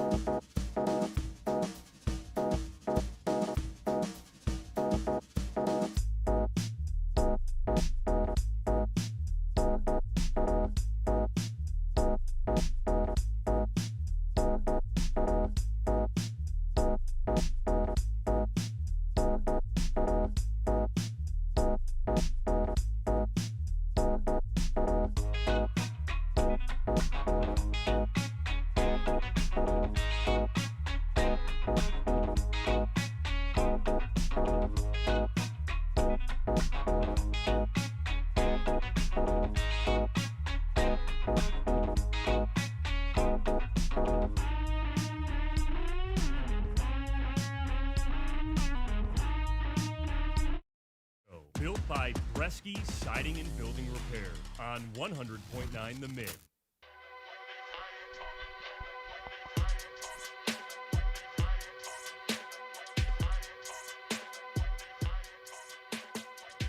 All right, I am not going to lie, man. I think Brad Holmes deserves a lot of credit for this Jack Campbell extension. We will get back to the Tigers. We will lead the 11 o'clock hour with them. But this Jack Campbell extension that we got news of last week, we finally got the contract details of it today. This is some really high-level thinking stuff from Brad Holmes. If you go look at his cap hit number, each season he's on the extension. $4.7 million this year, $5.4 next year, $9.2 the following. This guy's getting paid on average $20 million a year. Only one time he goes over that, and that's 2029 when he's making $24.1 million. The next year it's $16.7. So those void years, those 4 void years, 2031 to 2034, tell me they're all in on the next few years, like up until 2030. They can always extend them or rework the contract. But they're very much all in on this window that they've created for themselves, another 4 years. Plus, it tells me they're trying to get creative in figuring out a way to bring back bring back Brian Branch, Sam Laporta, and Jahmyr Gibbs. Like, they are setting themselves up to be able to make another extension if they're going to continue doing these void years to keep the actual cap hit on the salary table low for these players. And it feels like Brad Holmes is doing a pretty good job of that if that's the goal. Yeah, which has kind of always been the goal, right? When you draft all those good players, you know at some point it's going to come back to be a not bite you, because it's never going to bite you if you draft good players, but you're just going to get into an awkward situation. And luckily in the NFL, there is ways to wiggle around that. And Holmes has consistently been one of the smarter GMs as far as figuring out the cap. You know, we always discuss the Kirby Joseph contract as one that I don't really understand. It took a while for me to understand. I still really don't get it. And it's been that way with a lot of those deals. You laid out the Goff, St. Brown, Penei Sewell contracts, the way those were staggered in a way that it didn't seem so bad to give out 3 highest paid position contracts ever at the same time, basically. And now you add in this Jack Campbell deal when it's the first of a few dominoes that are hopefully to fall this offseason for Detroit. And honestly, this contract lays it out for me, thinking more so they're going to sign more guys than I thought they would this offseason as far as giving the extensions to. With you still have Branch, Laporta, Gibbs eligible, assuming Gibbs gets his. I would assume he does. The other 2 were the ones that were more so up in the air. I would figure based off of this move that at least one of those 2 guys gets an extension as well this offseason. Yeah, and either way, like if it doesn't happen for Laporta and Branch, who don't have those 5th years, you can go into next year and still feel like you can get it done after this year because of this void contract with Jack Campbell where he's making $20 million a year, but it's nowhere close to $20 million against the cap every single year. And if they do that again with Gibbs, it's like, cool, they just like are kind of creating money for themselves and it's going to bite them down the road. But I think they're content with that, knowing, our window's like now. Like if there is some theoretical window, it's not over. We're in the middle of it right now. And I think they understand that and are basically like, we'll void all these, like, we'll just push it off until past 2030. And then who cares at that point? I might not even have a job here by then. You can't think about 6 years down the road if you're the GM. I do think you have to be, you can't get too crazy and like trade all your picks that are 6 years down the road and stuff like that, which in the NFL you can't, of course. But like we've seen that bite teams in the past as far as their future goes. But that's not what they're doing. You know, they're setting themselves up for a time in 5 years when the new TV deal comes around with the NFL. It's no secret that all these networks are getting these crazy games, and there's more national televised games than ever before in NFL history this season. They got football being played on Wednesdays and Fridays, Saturdays. There might even be a Tuesday game this year. I don't know. There's probably one every day. I don't think there's a Tuesday, but there's 2 different Wednesday games, but week 1 and the day before Thanksgiving. If there was a Tuesday game, would you be shocked? No, of not course at all. not. And that's what we've come to in the NFL. So, in fact, I think Tuesday's the only day they don't play this year. And we all know that the 18th game seems like it's something that is just written in. Guess what that means? A whole nother week of nationally televised game that these networks are going to have to pay for. So when that new CBA deal has to be agreed upon in the 2031 season, the salary cap spike's going to be the salary cap is going to have a bigger boom than probably it ever has. Mm-hmm. And so that's why these contracts, and this just started happening because we are 5 years out, and you can't give out 8-year contracts a couple years ago. So this is now just starting, but we are going to see this trend from all 32 teams in the NFL where, hey, we just signed the biggest contract ever, but all the money, 70% of it is in the last year of the deal. Because in the last year of the deal, it's not going to be that hard on our books. Yeah, and if, like, by 2030, there's like, yeah, Jack Campbell's a lifer here. He's not going anywhere. They could just extend him and rework the contract to where, Which okay, is all of a super sudden, likely. now there's no void years, and he's making $15 million, or he's making $20 million a season, or whatever it ends up being, which sounds crazy now, but maybe then it won't be because of the enormous salary cap spike that's coming. Yeah, we're going to have quarterbacks making $100 million a season. It's going to be terrible. That Mahomes, it's not even a joke. That Mahomes' second 10-year contract of his career is going to be crazy. Yeah, but they rework Mahomes' contract basically every year. offseason. It's like a guy like Drake May when he gets paid, or a guy like Caleb Williams when he gets paid. Those are going to be the ones where it's like, oh my God. Or like even in a couple years, like the guys that are coming off of their first contract that are like guys that aren't even in the NFL yet, you know? Yeah, like an Arch Manning. Yeah, if Arch Manning is awesome, by the time he gets that first real extension, like what is that number going to look like? It's going to be ridiculous. I think by 2030 we have a $100 million a year quarterback, which is crazy to think about. Just a $100 million a year athlete in America, non-soccer, because I believe those guys, the soccer guys, get crazy money like that. Yeah, I don't even know how to quantify that. That sounds unbelievable. And like even in the NBA right now, I mean, we have some $70 million deals being given out, but in the NFL, like, it's going to be awesome when a quarterback gets a $100 million deal and then just like it's terrible. Deshaun Watson type deal. Yeah. And then it's just like, I'm getting paid $100 million to do basically a half-assed job. It is crazy to think about, like, the people who don't really follow sports. You know, we talk about this, and we're just tossing out like it's nothing. Like, oh, they got Jack Campbell on a bargain. He's only making $5 million next year. It's just crazy to think about the numbers that we throw out, that it's so casual in the NFL. Mm-hmm. And now we're talking about $100 million a year potentially in a couple seasons. It's crazy stuff. Yeah. Regardless, I think Brad Holmes deserves a little bit of flowers for the move that he just made. If you have boring floors or a sad shower, Premier Tile & Stone is here to rescue your surfaces from the snooze zone. These folks, they turn tile into art. I'm talking about kitchens, bathrooms, backsplashes, fireplaces. If it holds still, they'll tile it beautifully. Locally owned in Midland, but their work looks like it belongs in a magazine that charges $14.99 an issue. Giant selection of fancy stuff. I'm talking porcelain, ceramic, natural stone, and materials you probably can't even pronounce, but you are going to love them. Stop dreaming and start scheming. Visit the showroom and let your inner interior designer run wild. That's Premier Tile & Stone, where your floors get fabulous and grout gets glorious. This is the Ben Bosscher Show. More on the Tigers' worst game ever when we come back. The Ben Bosscher Show, built by Bresky.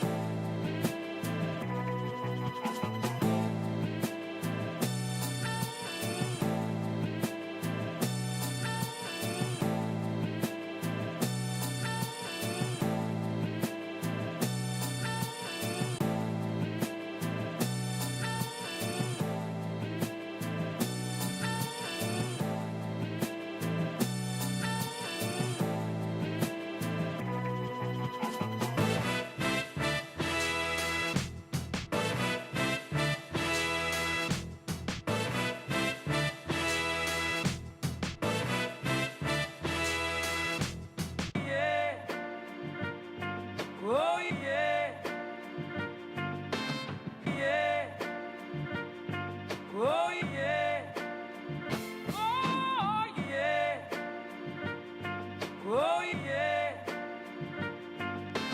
Yeah.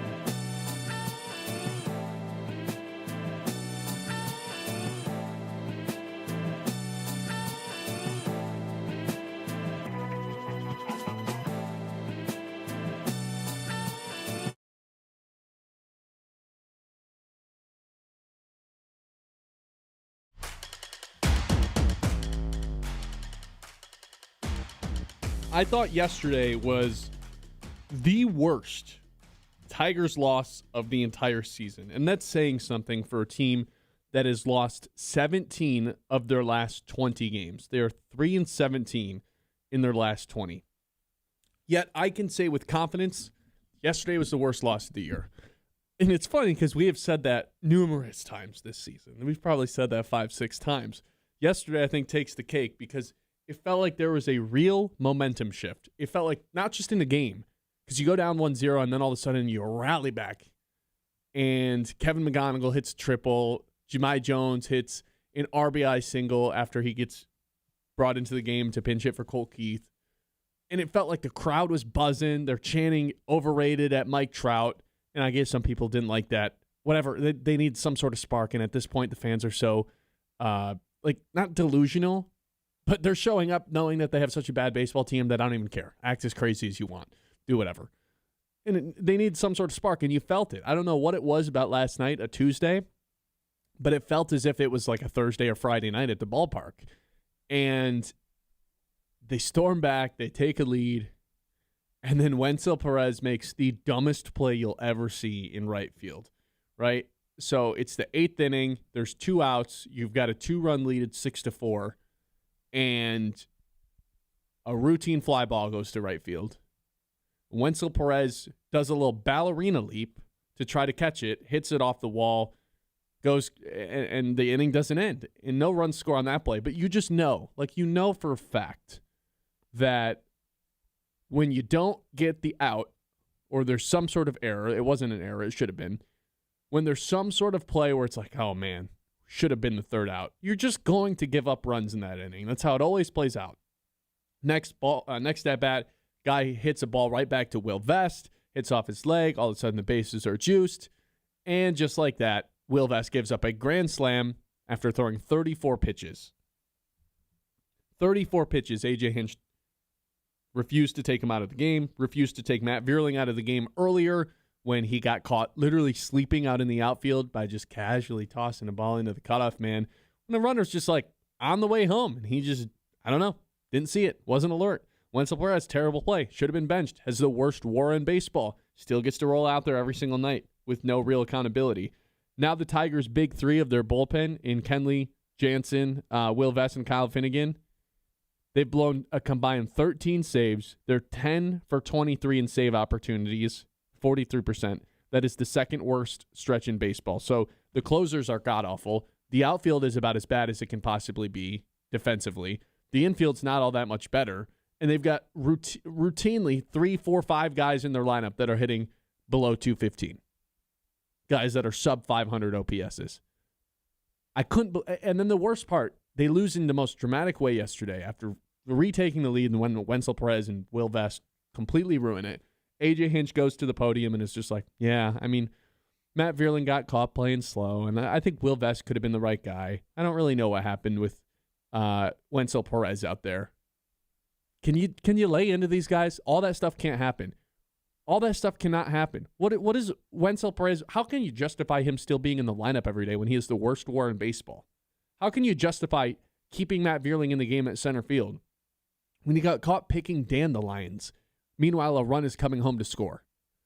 It feels like A.J. Hinch is just checked out. You remember how Monty Williams was at the end of that first year? It was just like he'll say one thing at the presser, and then he'll just do something completely different the next game. And it got so frustrating because it felt like he just wasn't mentally there, didn't want to be. That's what I'm getting the vibes from A.J. Hinch. Not quite to that level, but man, it's getting pretty bad. They've lost 17 of the last 20 games, and A.J. Hinch is like, yeah, I mean, Will Vest, yeah, I left him out there for 34 pitches. I felt like he was the right guy. In what world is a closer throwing that much?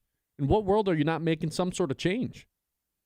In what world are you leaving these guys in on the outfield and continuing to play them every single day? It feels like A.J. Hinch does not care whether or not they're winning or losing right now. And that's why I blame him a lot more than I blame Scott Harris for there's been a lot of injuries. Those aren't Scott Harris's fault. They're not A.J. Hinch's fault either. But at least with Scott Harris, he's got the Kevin McGonigal thing. I know the rest of the lineup sucks and everyone wants him sent to the moon, but at least he can say he brought in Kevin McGonigal and Framber Valdez. A.J. Hinch feels like he's intentionally losing these games sometimes. That's the vibe that I'm getting from him right now. So, yeah, I do think yesterday was the worst Tigers loss of the season. I mean, I honestly do not get that vibe from Hinch. I get the vibe that he is just clearly being affected by this roster that is being put in front of him on a day-to-day basis. Like, he wants to manage the way that he wants to manage, and he can't do that with Gage Workman and Zach Short and Wenzel Perez and Zach McKinstry and Matt Vierling and all these guys that weren't supposed to be in the lineup on day one. Like, to me, that's the vibe I get from him. I get the sense that he is just he's over it. It's just he's just like every time you ask him a question, yeah, he gives the same answer, but he's always been the composed guy. And we talked about this last week. You know, maybe they do need something that kicks him in the butt and gets him going a little bit, because clearly they don't have that with Hinch. But if I'm Hinch, what else am I supposed to do? Like, this team stinks. The roster that's being put out in front of him that he didn't build is terrible. It's bad right now. And I just don't know what else he's supposed to do. Sure, if you're mad that he kept Will Vest out there a little bit too long, that's fine. But we both agreed that the inning should have been over. I like, seriously, I would love for someone to just straight up ask him at one of these things, why is Wenzel Perez playing? And I know I've said that so many times today, but like, I feel like I'm justified in asking why a team he hit a home run. That's why. Why is a team that's attempting to win, right? It's not like this team's trying to be bad, even though they have been. A team that's attempting to win. What's your justification for playing the player with the worst WAR in baseball every single day in the starting lineup? Every day he's out there in the outfield making terrible plays. What's the justification for that? He literally cost you the game yesterday by not being able to catch a ball in his mitt. I don't get it. It feels like they're not trying to win baseball games by telling us. That's what I feel like the message is being relayed to us if Wenzel Perez is going to continue to be an everyday player. He sucks. Well, and I think just the biggest issue is, and I'm not like disagreeing with you here, but the alternative is not like it's a much better player. That's the problem right now. And we can make the case about Spencer Torkelson too. Like, why is Spencer Torkelson not getting the treatment that a Colt Keith is as a platoon bat, and he gets the lineup every single day when he's just not very good? Well, I don't really know what else they're supposed to do, you know, because I see that Colt take a lot Keith right every now. day, man. I mean, yes, I'm with you in that, but like, it's not like his numbers are phenomenal either. So either way, this is yesterday's loss is the perfect example of just how this season has gone for the Tigers. It feels great all game long. They're finally going to snap out of this meh that they've been in, and out of nowhere, boom, it's ripped away from you. And everybody knew it was over after that. Mm-hmm. Like, why can't Zach McKinstry? I mean, Zach McKinstry's been awful this year, too. He's been terrible. He should be in the outfield instead of Wenzel Perez, though. And then I guess that leads to just more Zach Short and Hao Yu Lee in the infield. I would put Torkelson on a bus and send him to, it doesn't even matter. You can send him to Toledo. You can send him to, where's he from? I don't know, Arizona. You can send him anywhere, and he'd be better use somewhere else other than the Detroit Tigers clubhouse. I'd rather Colt Keith with 0 home runs play first base every single day. 0 home runs he has. He'd be a better first baseman than Torkelson with what he does. He went 0 for 4 yesterday with 4 Ks. Yeah, but he was really close to a grand slam, though. The former number 1 overall pick, just a total bust. And this is not anything like Casey Mize. Casey Mize has been an all-star. Casey Mize has like put together a pretty damn good season. Maybe he's not living up, like he's not a Cy Young candidate. Big deal. Casey Mize is a pretty good pitcher as a number 1 overall pick. Torkelson is a well below average, hurting the team on a daily basis type of player. That's the kind of situation that we have found ourselves in with Spencer Torkelson. And to add even more of it, all of that stuff that you have, the terrible occurrences that happened in last night's game that followed to a loss, come against the team, the only team that was worse than you in the American League. Mm-hmm. Keyword there is was, because they no longer are. It'd be different. I wouldn't be so mad if this happened against the Rays, the Yankees. It's happening against the worst team in baseball at home, where your fans came out on a Tuesday night. Like, what is going on? They can't buy a win. I don't know what they have to do to get a win. It's unbelievable. I feel like they're never going to get a win again if they keep playing Wenzel Perez. Hey, you guys can see us right here on YouTube. You can see the difference at Midland Eye Care, where your vision is their focus, offering comprehensive eye exams, glasses, contacts, and advanced eye health services. Friendly, knowledgeable staff and a wide selection of stylish frames for every face and budget. Book your appointment today and start seeing clearer tomorrow with Midland Eye Care. The Ben Bosscher Show, built by Bresky Siding and Building Repair on 100.9.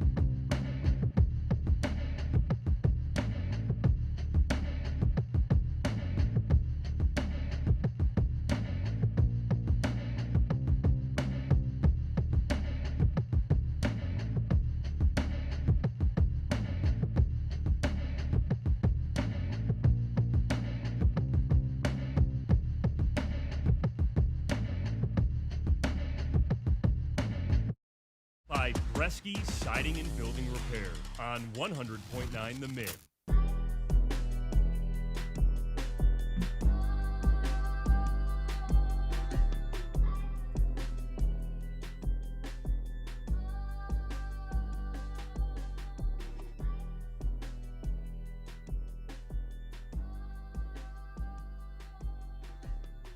All right, welcome back in. I was just checking something that I'm sure we will get to in news, so stay tuned for that. It has to do with the Michigan State Spartans.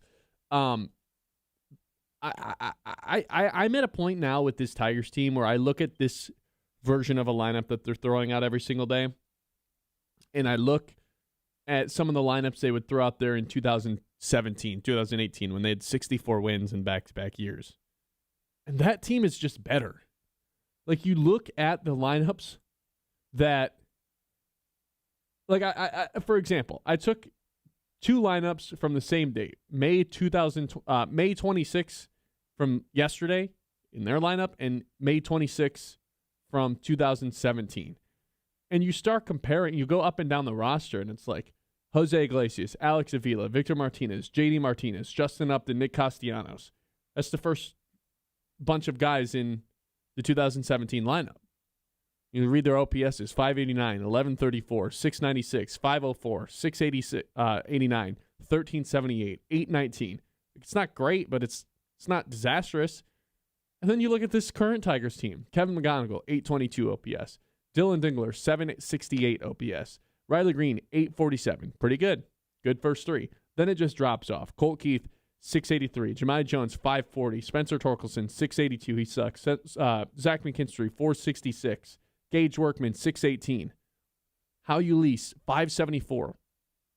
Kyle, right now, in yesterday of the 11 players who played, 1, 2, 3, 4. 4 of them have a less than 600 OPS. That's unheard of, man. What team is playing 4 players with a 600 or less OPS? Yeah, I guess there is an expectation to be the worst team in the league if these are the group of players that they're going to throw out there every day. There's no depth with this team at all. They have 3 guys that you trust to be in the lineup, and Kevin McGonigal, Dylan Dingler, and Riley Green, and everybody else, like, genuinely can get lost. There is no hope with any of these guys being long-term pieces on this team. Even Colt Keith, who's been paid, not a long-term piece. Spencer Torkelson could get DFA tomorrow, and I would not care. Zach McKinstry, we've been saying this for years. It's like, yeah, I know he was an all-star last year. This is the abnormal anomaly rather than, oh, this is the new normal. No, he was never going to continue that all-star portion of last season. You're seeing it now with one of the worst OPSs, one of the worst WARs, one of the worst batting average of players that play on a daily basis across baseball. So I'm not at all surprised, I guess, that this has gone the way that it has. And I think, myself included, has been able to close their eyes to a lot of the poor things and said, oh, well, you know, what we thought of them preseason, like, that team still exists. I think that team is dead. This team has lost its spirit, clearly, after last night. And making things worse as far as not getting your hopes up for how good they could be. Even that 2017 team, like, as a whole, because you could still make the argument, oh, the Tigers have dealt with all these injuries right now. That's why all those guys are playing. So did that 2017 team. Cabrera missed 30 games. Justin Upton, who was an all-star, missed nearly 40 games. JD Martinez missed 100 games, and he had it over in 1,000 OPS. Like, they dealt with those same injuries as well. And yet their worst OPS season long in that year for a guy in their top 9 qualified hitters was 657. The worst. That'd be, what, the Tigers' 4th best right now? Yeah, it'd be average.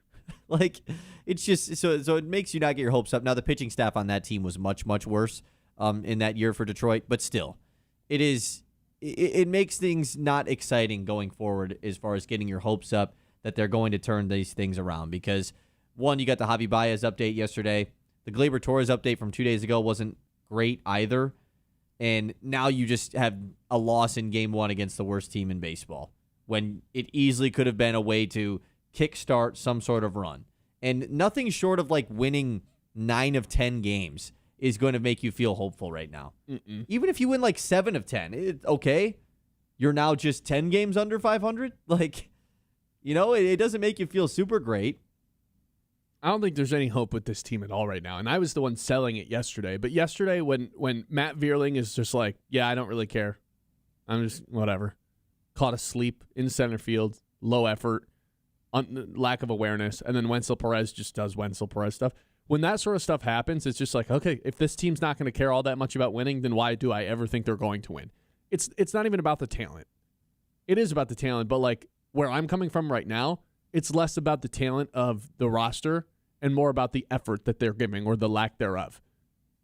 If they're going to give that sort of effort on a daily basis and once a week, once a series, it feels like there's some play where it's just like, do you guys understand that you're playing a Major League Baseball game? This isn't Little League. Whether it's Zach McKinstry getting picked off at second base or yesterday in the case of Vierling, soft tossing it into the infield when a runner's being waved home. It feels like once a series, somebody just makes a play where it's like, yeah, we don't really have it tonight. We don't want it. It feels like the fans want it a hell of a lot more than the team wants it right now. That's a problem. You're supposed to be, in lockstep with the team is supposed to be the ones that wants it, and it wears off on the fans. And right now it feels like the fans are so desperate and so hungry to win a division title and make the playoffs again. And the team's just like, nah, we don't even enjoy being here that much. All right, then why should I believe in you guys to ever amount to anything this season? And it's just crazy how fast this is unraveled. I mean, they were coming off of taking 2 of 3 with Texas at the beginning of this month, and they have won 3 games since then. In the first week of May, they took 2 of 3. Three wins. Even bad teams will win multiple games in a row. 100%. The Angels just won 4 games in a row for the first time in over a year, by the way. That's what I'm saying. Like when we're talking about, the Tigers are the worst team in baseball, they are not as bad as the Angels, and yet they are surely making it look like they are. They are not as bad as that team is, man. But, man, they are showing it. I would say one game into the series, one team is clearly worse than the other. The Tigers look and are playing like the worst team in baseball and have been for 3 weeks. Yeah, because they were down. Not even for debate anymore. Yeah. Right? Sorry, what were you saying? I mean, yeah, because they were down 4-1 in this game for a while. Like, they were down a good amount. And then they had the big spark. Kevin McGonigal gets him going. A chance with the grand slam that just missed. And then after that point, you just felt like, okay, yeah, this thing's going to officially start going downhill from here. The good news is Troy Melton has officially been placed into the, going ahead rotation for Detroit. So they have 5 starters now. Awesome. Is Jack Flaherty still one of them? Yeah. Okay, so we have 4 starters. We have 4 starters. 11 starts for Jack Flaherty, 0 wins. It's unreal. That's probably the biggest what of the season. How do you not just get a win? You could give up 4 earned through 5 innings and the team just gives you more runs. Because this team doesn't win games. They just find ways to lose games. I saw their record, by the way, when they score 6 runs versus when other teams score 6 runs. You know what I mean? On nights that their offense is hot, their pitching staff just won't bring it. On nights where their pitching staff doesn't bring it, their offense just has nothing. Let me see. The Tigers are 3-4 this year when they score 6 runs. The rest of baseball is 103-45. Want to know why? Because their bullpen can't hold leads. The 11 blown games in the 6th inning or later. Yeah, their big 3 of Kenley Jansen, Will Vest, and Kyle Finnegan, every single one of those guys, put them in a trash can.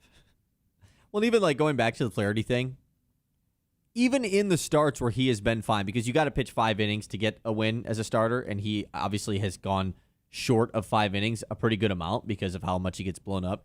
He has had 4 starts this year where he has gone at least 5, and in all of those starts, he's been fine. But guess what the combined runs that the Tigers have scored in those 4 starts? The 4 starts that Flaherty has gone enough where he could qualify for a win. 5. 7. 1. What? 1 run? Oh, no, excuse me. 3 runs. 3 runs, sorry. It was 1 in 3 different games. 3 runs. No wonder he doesn't have a win. In the 4 starts, and in those 4 starts, he gives up 1 run, 2 runs, 0 runs, 3 runs. Not that bad for Jack Flaherty, for him. But yet the Tigers don't bring the support on those days. They can't put it together for one whole game. I think that's just the biggest, I don't think the team's good enough to be able to string it together. Not only for a series, for a game, for a single game, even like yesterday where the offense is hot, it's just but do you trust the bullpen to have a lead? No. I mean, a 2-run lead with 2 innings left is just not safe for this team. That is factual. We have evidence of that. Kenley Jansen and Kyle Finnegan have 7 combined blown saves this year. They just can't hold a lead of 2 or less runs. Yeah, and then Will Vest did what he did last night. And then He's got the worst ERA of all of them. And then on the nights where their pitching staff actually is able to shut it down, guess what? Their offense isn't good enough to bank on 3 runs every night. Their offense isn't good enough to bank on 2 runs on a given night. It's the worst team in baseball. Yeah, and on a night last night where you get 6, like, you have to win that game. And you don't, because the bullpen's terrible. What happens, man? What happens? It's going to be a fun summer. 989-837-6125. This is the Ben Bosscher Show live here on 100.9 The Mitt. Tell you what, little midweek pizza for lunch. That sounds like a play to me. Pizza Baker, downtown Midland, your go-to spot for lunch this summer. You guys can take it out, eat down by the Commons when that opens up, get some sunshine. I know we're going to be doing that a good amount this summer. I always go with the banana-roni, some pepperoni, some banana peppers. This is at Pizza Baker, downtown Midland. I go with the hot honey finish on top of it, too. It just makes it a little bit even more sweet, more savory as well. I love it. It's the perfect, crisp, but not crunchy pizza that you just can't really get anywhere else. Perfect to fill you up, but not enough to slow you down. That is Pizza Baker, downtown Midland. Stop by for lunch today. The Ben Bosscher Show, built by Bresky Siding and Building Repair.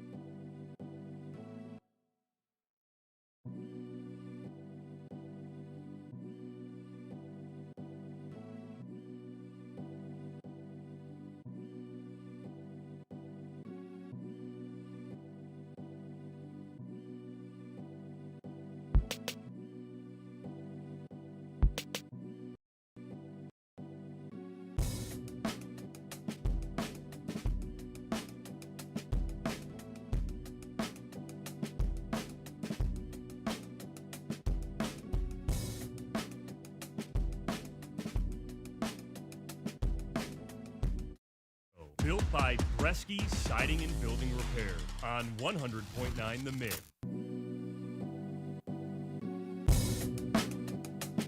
You know, I got to apologize to our listeners.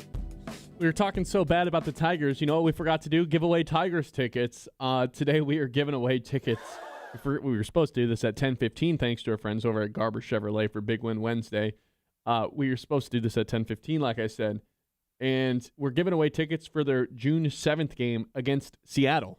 So before we forget again. Everybody wants to go watch the Tigers. Here's our number. Just text in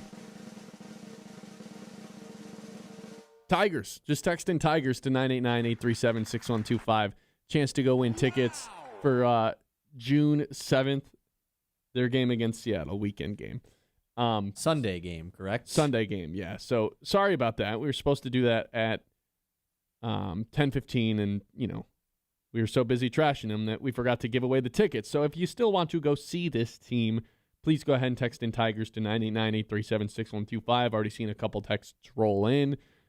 So we'll give you guys a few minutes to be able to do something like that and go to a game. Because even if they're bad, you know what's fun? Going to a baseball game. That's a good point. That will never end. And it's probably maybe get a good chance to get in there easier, right? What do you mean? Less people going to the game probably nowadays. Potentially. Getting in and out is probably a lot easier. Waiting in lines probably isn't as bad right now. Yeah, so here's a chance to go hang out at a baseball game and chirp. Gary says, I thought he was going to say text in Perez. That's good, Here's Gary. a chance to go chirp Wenzel Perez at the Tigers game. All right, let's hit the news, and we'll pick a winner when we come back. The Mets Morning Catch. All right, we're back into the news. We did get some news that happened during the show, which is some pretty big news for Michigan State University. The university's president, Kevin, I don't even want to try to pronounce his name, Kevin G.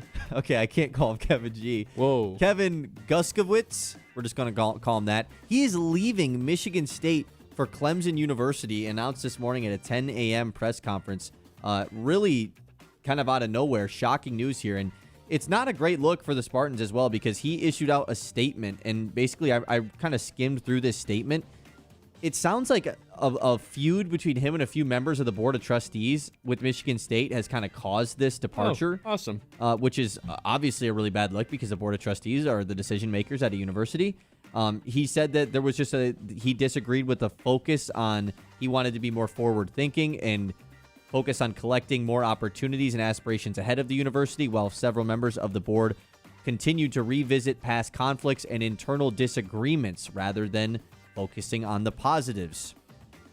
That's not good. How does this impact the Jeremy Fears decision to go to the draft or come back? I think the only way it affects that is if Fears does go to the draft today, it's an all-time bad day for MSU. But getting a public statement issued that, like, hey, there's some people on the Board of Trustees that are just causing a president to leave, that is just a terrible look in general. So, yeah. Not good for MSU. And as Ben did just mention, today at 11:59 is the deadline, so about 12 hours from now, for players who declared for the NBA draft to either stay in the draft or announce they are returning back to college. If they stay in the NBA draft, they cannot return to college. At least that's supposed to be the rule. Who knows with the NCAA nowadays. But Jeremy Fears is the headliner there as far as in the state of Michigan. Elliot Cadeau has already announced he's returning to Michigan. Merez Johnson has already announced he is staying in the draft. So no big decisions made for Michigan there. Those are already set. The Fears return to MSU or not is, of course, extremely crucial, and it's really going to affect the outlook of Michigan State's season going into next year. I still assume he's going to come back, but this has played out much differently than I thought it was going to overall, so we will see.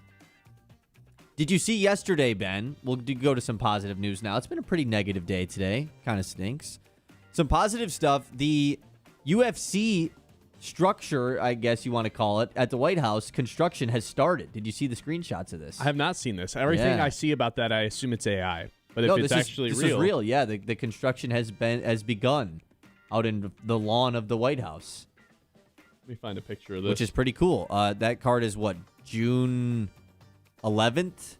Yeah, one of those Sundays. June 14th? I think it's June 14th. So it's coming up. It's like in 3 weeks. Oh, wow.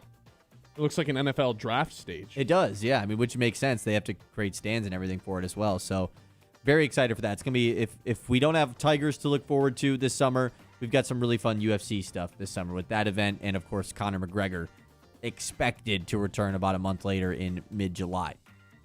Tigers-Angels Game 2 is tonight at 6:40. Casey Mize back on the mound for Detroit. He's been pretty good in his first couple starts, returning off the injured list. He takes on Jose Soriano, a right-hander of the Angels. How dialed in are you going to be to this game, Ben? I mean, I'll probably end up watching it because I'm a moron and have no better way to spend my evenings. And I'll trick myself into thinking that it's actually worth watching. And then 2.5 hours in, I'll be mad at myself that I watched it.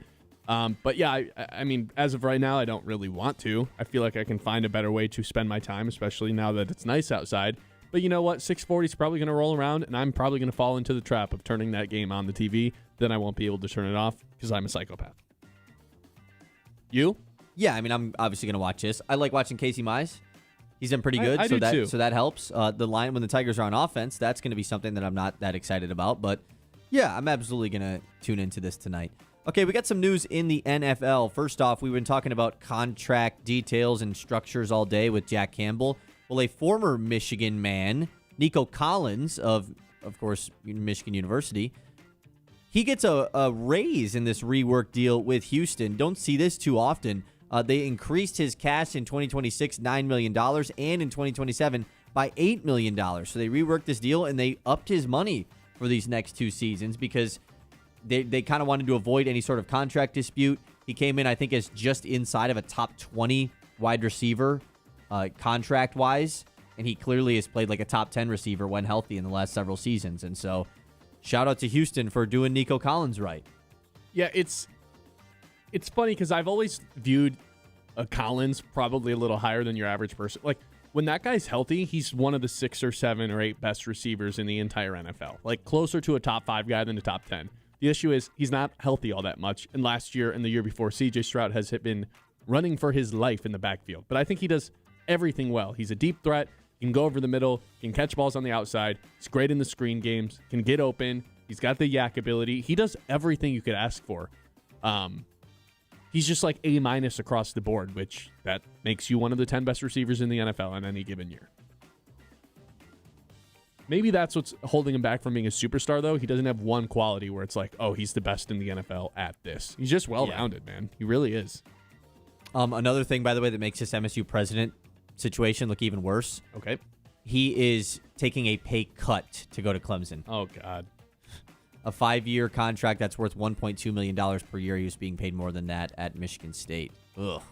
Man, what is going on? Not good. It's just one thing on top of another on top of another with that school.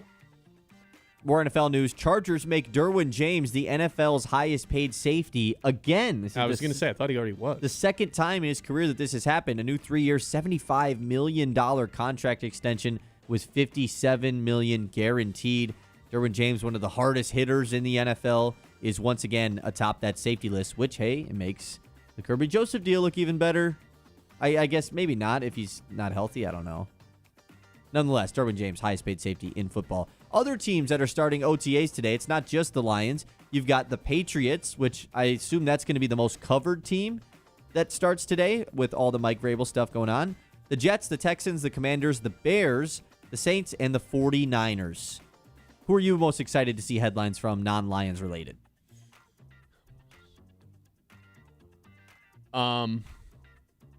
Of any team or just the ones you just named? Just the ones I named. Run it back again. Yep. Patriots, Jets, Texans, Commanders, Bears, Saints, 49ers. Bears. I think it just has to be the Bears. Okay. Moving on. NHL playoffs. We do have our first team in the Stanley Cup Finals. The Vegas Golden Knights sweep the Colorado Avalanche. They are back in the Stanley Cup Finals coming out of the West. And in the East, we've got Game 4 tonight at 8 between the Hurricanes and the Canadiens. Hurricanes lead that series 2-1.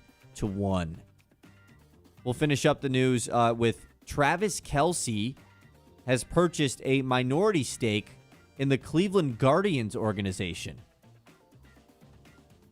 All right. So does that mean Taylor Swift is now going to up their payroll every year. You know how they never are in the top 20? Right. Now are they going to, hey, here's a couple extra $1 million to get that deal done? What does this mean for Lake County? That's all I'm wondering. I'm actually afraid of this. You're afraid of this. Yes.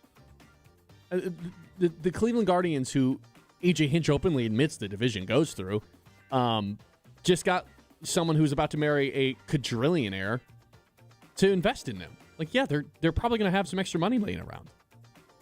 I don't think Taylor Swift is like, oh, I'm dumping in millions and millions of dollars, but hey, we need to get this deal done. We need $3 million more dollars. It's okay, this is pennies to me. Yeah, I am a little worried. Okay. Did you see your boy Mahomes was out there for the Chiefs' first OTA as well? Have you been convinced yet that he's just a lock to play week 1? Sure. I think that's kind of, you've been wanting to get me to say that for months now. I just think it's okay if I'm a little bit questionable of a guy that had a pretty significant injury later in the year. Isn't going to be ready for week 1.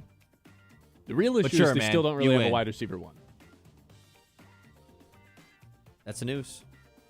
There you go. All right, our winner for Big Win Wednesday, thanks to our friends over at Garber Chevrolet, is Dominic, who's texting in from Freeland. Dominic's going to the Tigers game on June 7th versus Seattle. Appreciate you texting in, my friend. Appreciate it a lot. All right, when we come back, we'll do our 3 traditions to close out each and every show. Big Win Wednesday, as always, is brought to you by Garber Chevrolet. If you're looking for a car, I can tell you from firsthand experience, Garber Chevrolet in Midland makes it easy.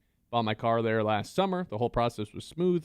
No stress, just straightforward. Whether you're in the new whip or a quality used vehicle, the team knows their stuff and treats you right. Garber Chevrolet, a place you can actually trust to purchase your ride. Again, that is every Wednesday. So if you did not win, guess what? Spoiler alert, we're giving more Detroit Tigers tickets away a week from today. And next week, we'll actually do it on time. All right.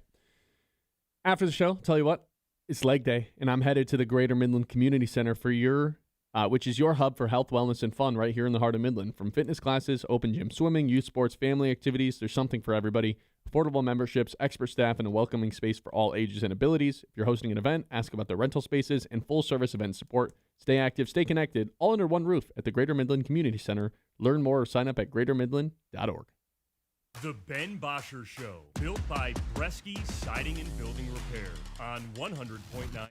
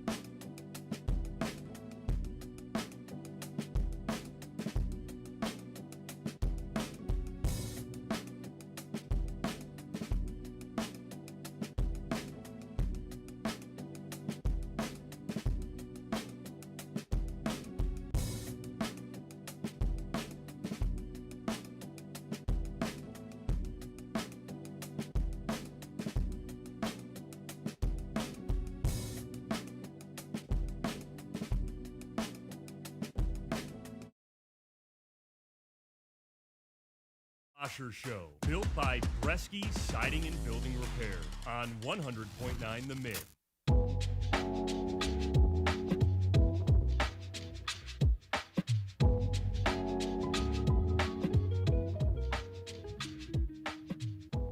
All right, let's do our 3 traditions to close out every show. The first of which is our lock of the day. Lock of the day. You better lock it up. No, you lock it up. Lock it up. Lock it up. Lock it up. So no basketball on tonight. Wemby did not score 25 yesterday, by the way. Very unfortunate. So it puts us in a pretty unique situation for today, which, just to tell the rest of our, Kyle's doing the show tomorrow. So this is my last show of the month. So I'm in a situation where I am. Go ahead, Kyle. Take over. Yeah, okay. No show for Ben the rest of the week. So today's his last opportunity to either fail or win in Lock of the Day. Failed yesterday.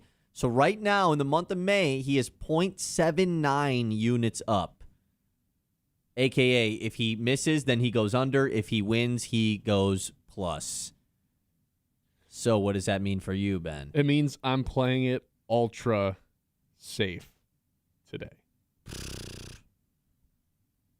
Ultra safe. Boring. I know. More like ultra soft. I need to. This is like, you know what this is? This is like just dribbling out the clock. You know, we've got to win.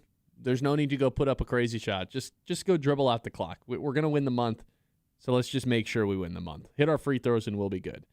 Since the Tigers have been playing as disastrously as they have, I'm taking the Angels starting pitcher, Jose, is it Soriano, to have 4 strikeouts today. That's it. Minus 1,200.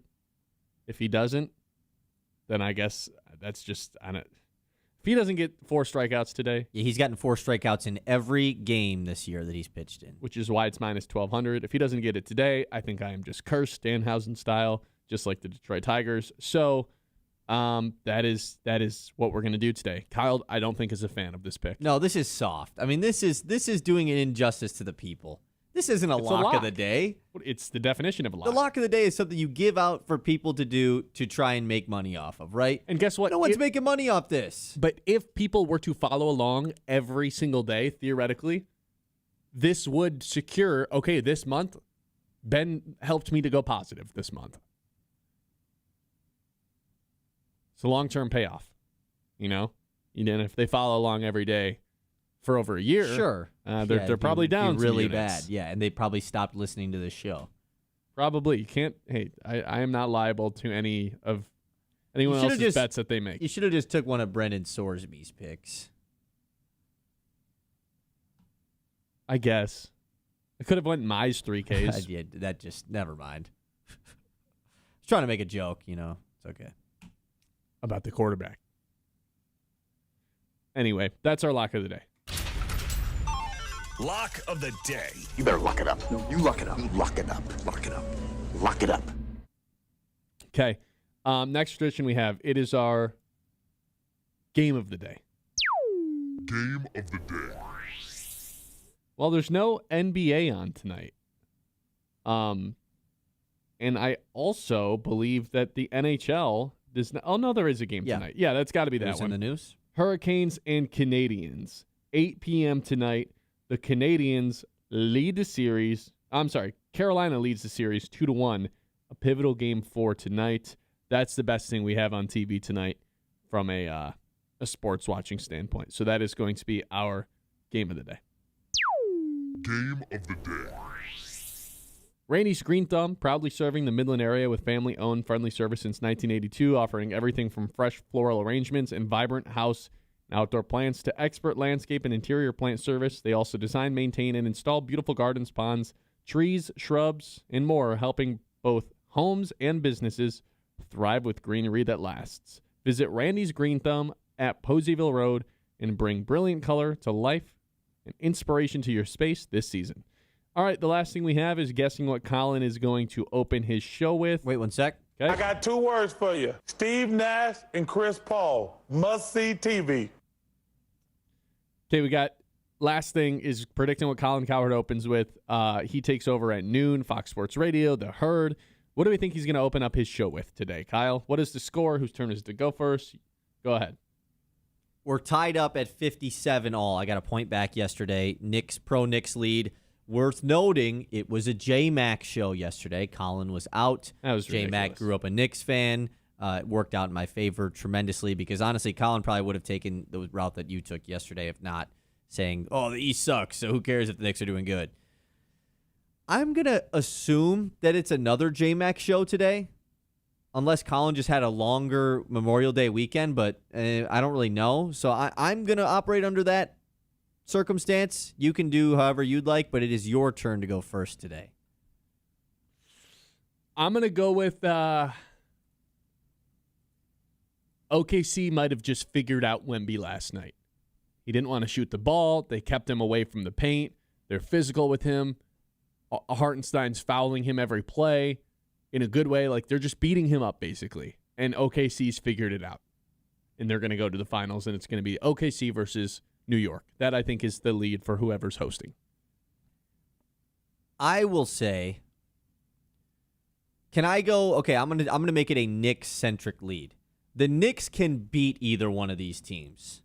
That's what I'm gonna say. The Knicks could win against one because I don't know really what else I can choose here. It's obviously going to be about this game. And if it is a J-Mac lead, he's going to be convinced that they actually can. So that's what I'm going to say. He's going to say, like, based off of last night's game, the Knicks could win. They could beat either one of these teams. OKC's got injuries. Wemby is, kind of getting beaten up by OKC. So even if he gets there, he might be a little bit too long. That's going to be my take. You assuming it's a J-Mac lead then? Yes. Yeah, I think that's fair. All right, that's going to do it for us today. What are you going to lead with tomorrow? I'm excited. Probably, I don't know. I'll figure it out. Okay. No, I already got something in mind. Oh, that's I was just trying to think of something funny to say to you, but I couldn't think of anything. That's a good tease right there, ladies and gents. Kyle's taking over tomorrow for the Kyle Sandals show, so tune in for that because I'm excited. With Brad Tunney. With Brad So Tunney. Everybody get excited for that. Yeah. Chaos. That's the news radio is going to by be chaos. Yeah, the news is going to be must-see TV. That's great. Appreciate everybody for listening today. Go ahead and subscribe on our YouTube page. Just search 100.9 The Mid. Instagram and TikTok is where you can find our exclusive video content for short form. And then Facebook is where you're going to stay up to date on all the latest stats, stories, news, headlines, basically everything. You want to be able to go to the bar, go to family events, and know what you're talking about? Follow our Facebook page because you will not miss anything that happens with the teams that you enjoy on that end of things. So appreciate you guys. Be back tomorrow, 9 a.m. Be there or don't, but I'd appreciate it if you are. Hopefully the Tigers can pull out a win today. Casey Mize in the mound. I'm sure we'll be talking about that tomorrow. See you guys later. Have a good one. The Ben Bosscher